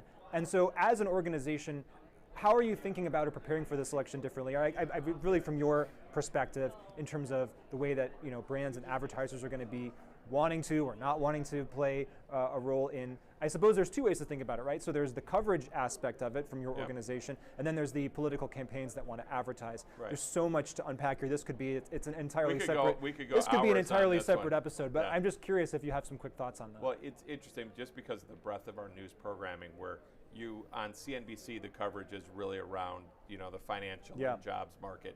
MSNBC is more of the news side of it. Nightly News has more of the stories in the background around it.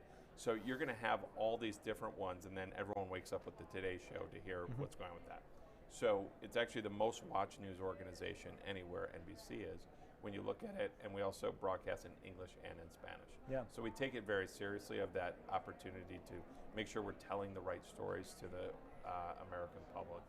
And from an advertiser standpoint, what we've tried to do is make sure that we've gone to the marketplace as we would take any property to the marketplace to say, this is the type of organization that we're going to deliver. Someone may want to go into more of a hard news with an MS, whereas Nightly News has a different feel on that. Today's Show is a different feel. So based on their level of in-depth that they want to get in the election, they can kind of pick and choose the news organization. It makes more sense. Yeah, makes sense. And are there an emerging set of rules, either within the organization or maybe with your fellow news organizations, around the kinds of political advertising you would accept vis-a-vis Gen AI? Is there any kind of ethical or moral consensus there? Because I know a lot of people are worried about that from the perspective of what kind of ads are we going to see in this election, this brave new world of AI. I mean, I think the advantage that we offer at NBC, not just in election, is there's nothing that goes on our air, or that includes content or commercial, that does not go through a standards board. So I think what you are referring to a lot of times in the social side of things that happen is, even if your content might be fine, what's adjacent to it might not be where you want your brand associated to. So I think what we're going to start to hear over the next year is adjacency will start to become way more important. So love talking to you, and as we wrap up here, we'd love you to fill in the blank. 2024 will be the year of blank. Year of blank, all right. I'm going to say, in a hopeful sense, I think 24, because we have changes coming in linear measurement with Nielsen, we have changes coming with cookies going away. I think we've talked about change for a long time. I think 24 is a year change actually does happen. Well, thanks so much, and hopefully you'll come back and tell us all about it next year at CES 2025. Mark Marshall, NBC Universal, thank you so much. Thank you very much. And I hope to be in that audience in Paris waving the American flag with a crazy American hat or wig on. You got to do face painting as well. If you want to get on camera, I've always wanted to be that guy. This could be my year. I really appreciate that. I appreciate it. Well, thank you so much for joining us here in the C-Space studio. I'm James Kotecki. We're at CES 2024, and more great conversations are just ahead, so stay here.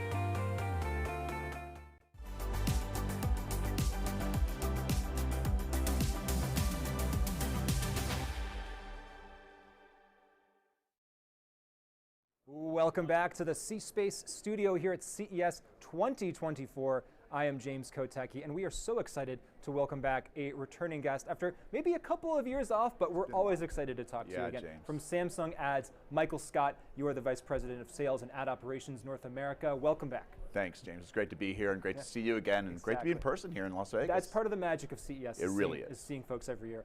So we have had many great conversations with you and others at Samsung Ads over the years, but can you just recontextualize for us here at the beginning of 2024 the scope and the nature of Samsung Ads? Sure. Delighted to do this. So Samsung Ads is the advertising platform for Samsung across all of our devices. So we're most noted for our connected television, and obviously it's a very big topic these days, but we're also across mobile, and we're getting into some other areas in the future, including digital out-of-home and elsewhere. Across the globe, Samsung is the #1 device manufacturer. So, in the United States, 3 out of 4 homes have at least one Samsung device, whether that be a tablet, a phone, or one of our beautiful televisions.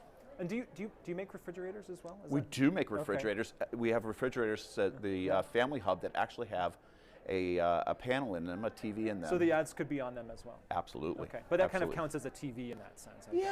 I guess it does. Okay. Yeah, I guess it does. But they're fantastic. We don't want to leave anybody out. No, definitely not. And so what are you talking about here at CES 2024? What's on your mind? Yeah, so obviously connected television continues to be an absolute powerhouse. What we're really excited about is a few different things. First off is Samsung TV Plus. So Samsung TV Plus is our free ad-supported service. Comes with every Samsung television you buy. All you need is an internet connection and away you go. In the United States, there's over 250 channels across a variety of genres, from cooking to sports to entertainment. We have great partnerships with a variety of programmers as well. And is this a linear experience for me, or am I choosing shows? It's both. Okay. It's both. The majority of the content we do provide is in a linear experience, but we are increasing our VOD footprint and our VOD library. Yeah. Seen great engagement with that. We recently just relaunched the UI, so discoverability and kind of the presentation of the content in the service is remarkably better, and we've seen engagement just go off the charts with it. Yeah. And is the strategy there to kind of collect really good content and package it, or do you do any original content yourself? We produce original content in conjunction with other production companies, but it tends to be content that we repackage for the service. So we have, I think, 25 channels that are owned and operated by Samsung. One of them, I'll give you an indication, is Hell's Kitchen. So it's called Kitchen Nightmares. And it's fantastic. This is the Gordon Ramsay show? Gordon Ramsay show, yeah. His restaurant's down the street there's here. There's one there. There's hopefully it won't be a Hell's Kitchen type experience when you visit his restaurant here in Vegas. So obviously connected TV is huge. Are there other kind of advertising trends that you're looking at closely? Yeah, I mean, I think there's the one thing that's I'm increasingly hearing from advertisers and from marketers, and I actually just came from a meeting, is how can Samsung help us kind of compress the funnel, right? You're great for massive reach. I mean, we have televisions that are 4 million televisions in 45 million homes in the United States. So we do reach, we do incremental reach, competitive conquest, we do all the reach top of the funnel. But we're now really starting to get more involved in performance solutions. So we're now able to use machine learning to build smart audiences that are driven on specific outcomes. So we're able to not only tie that reach, but also perform around performance outcomes as well. An outcome being they buy the product? Go to the website, buy the product. Yeah, so we are on the process to a more engaging, shoppable future. But we have started working with some partners on providing shoppable and commerce, which is the other part. But all really about kind of compressing that sales funnel for the advertisers. Let's talk about streaming a little bit. Yes. I mean, obviously that's happening on your devices all over the place. Any specific kind of unique takes on streaming when it comes from your perspective as the advertising platform of this device manufacturer? Well, again, going back to Samsung TV Plus, I think one of the interesting things that you're seeing is with our engagement just going through the roof, it fills a really nice niche for our consumers. Right now what we're seeing is, especially with a lot of the apps, subscription apps, right, the SVOD, even some now that are hybrid that are taking on advertising, there's just kind of subscription fatigue, and there's only so many apps that one household can buy. And so they get their favorite collection and across whatever matters to them. And then where they really start to use Samsung TV Plus is to think about what they might have used a cable subscription for 10 or 15 years ago. So it provides them weather and news, ABC News, CBS News, NBC and the like. So. And is that an interesting position? Because just taking a step back, so we're here in the C-Space studio, we think about brands writ large. It's kind of an interesting position to be in, because if you went back, I don't know, 10, 20 years and said to Samsung, like, these are the businesses that you're going to be in the future because of what the technology is going to allow, you're going to effectively not just be selling the box, but you're going to kind of be the cable company too. I think that would be maybe a kind of a fantastical notion to folks if they heard that. So it's an interesting position from the brand. Does the brand have to, have you seen the brand evolve in that way? Are there mindset shifts that happen inside the company as you kind of take on these other responsibilities? Absolutely. I mean, at its core, the division that we work in is a hardware company, right? Yeah. But they've been on this journey for more than 10 years, realizing that providing software and service, right, providing these assets to consumers was really a differentiator in the market. Yeah. And now where you're starting to see it, and if you went over to the show you'd see it, is you're starting to see it start to evolve even more into kind of lifestyle, integrating what we have with SmartThings, doorbell cameras, your air purifier, all sorts of different things, making that device, that television, as critical and as important to a household as just watching it is for entertainment. Yeah, and I assume that, I mean, maybe this isn't the part of your day-to-day work, but I assume largely it's also, I would hope it's about making it easier to use for folks, because as we talk about subscription fatigue, there could be a kind of device screen fatigue. There's certainly maybe remote fatigue. I don't know if I'm just coining terms, but I think we know what we're talking about. Yeah, and I think, and I think there's frustration at times around content discovery. And we're making significant investments in content discovery.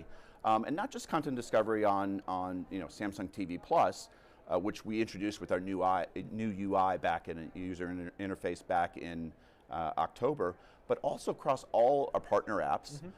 And we have great engagement from our partners to be able to provide the metadata that we need, that we're able to surface then up to the viewers so that it can get as quick into the entertainment as possible. No one wants to scroll through a bunch of titles trying to find what they want.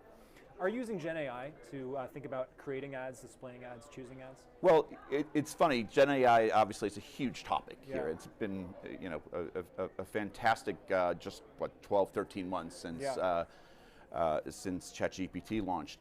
We've been doing machine learning for a very long time. So this is, I don't want to say old hat to us, but you look at all of our voice enabled with Bixby. That's all built off of machine learning. You look at our ability to upscale the picture quality in any of our televisions. That's all machine learning. So we have the ability to take those assets and those teams that are around the world. And don't forget, you need a lot of chips for this, right? And one of the things is chips. So our semiconductor, we have one of the largest repositories of these semiconductors. We're able to take those assets and bring them to the advertising world for the benefit of things like I mentioned, predictive outcomes, where we can start marrying media exposure with your intended outcome, whether it's a website visitation, store visitation, some sort of commerce, something like that. Yeah. I want to talk about, because you make devices of so many different sizes, screens of so many different sizes, do you see different psychological impacts or different kinds of messaging that works better on different sized screens, maybe because of the intimacy of the phone versus it's huge and it's in your face because it's a screen in your living room? How does that play out? Yeah, I mean, I think we want to partner with our agency partners on trying to help understand that, right? So the role we would play in that is really help them potentially with creative testing, A/B testing. One thing that we did introduce this year is around dynamic creative optimization, DCO. It's another three-letter acronym in our business. But it's really about trying to send the right message to the right person at the right time, in the right environment, in the right screen, right? So I think us having that, you'll win. Yeah, well, definitely, and I think it's part of our partnership with our advertisers and our agencies is be able to provide that insight and that data so that they can get that message. Remember, we're not just selling ads, but we're also responsible for a really elegant and impactful consumer experience, right? And that's something that you have at Samsung that kind of starts first. Is we start first with the consumer, and we want to make sure that experience is an absolute delight for them. So you're a very experienced guest here in the C-Space Yes, studio. I love it here. And I should get my own picture. You should get your picture on. We should have pictures on the wall. That'd be good. Of our favorite guests. I want to give you an opportunity to pose a question to maybe the people that I'll be talking to after you. Is there a question that you would like to ask either your industry peers or people that are here at CES or C-Space that I should pose to others in the C-Space studio? Boy, that is a great. Turn the tables. Yeah, turn the tables. I like that. I still think that there's a lot of work that we need to do as an industry around collaboration. We recently joined the JIC. We're the first OEM television maker to join the Joint Industry Committee, which is responsible for trying to identify how we're going to measure all of this. How are we going to try and address the pain point for marketers, which is holistic measurement. So I'm super excited about that. So the question is like, how are we going to get together? How are we going to help marketers to really leverage this new ecosystem? Because every day it continues more and more viewers and come over to connected television and Samsung televisions, thankfully, as their main source of entertainment programming. So. Well, Michael Scott, Samsung Ads, thank you so much for talking once again with us in the C-Space studio, and we hope you come back again. James, it's been good seeing you. Thank you very much. And thank you very much for watching us here in the C-Space studio at CES 2024. I am James Kotecki, and we are live, and we'll be live all day tomorrow, Wednesday, January 10th, with many more of these conversations. So wherever you're watching us live right now, whether it's on YouTube or Twitter, which is now known as X, or LinkedIn or Facebook, any of those CES social channels should work out great. Wherever you're watching us right now, just come back tomorrow for more great conversations with media, marketing, branding, advertising, thought leaders of all kinds. I can't wait to come back and see you again. I'm James Kotecki. We'll see you soon.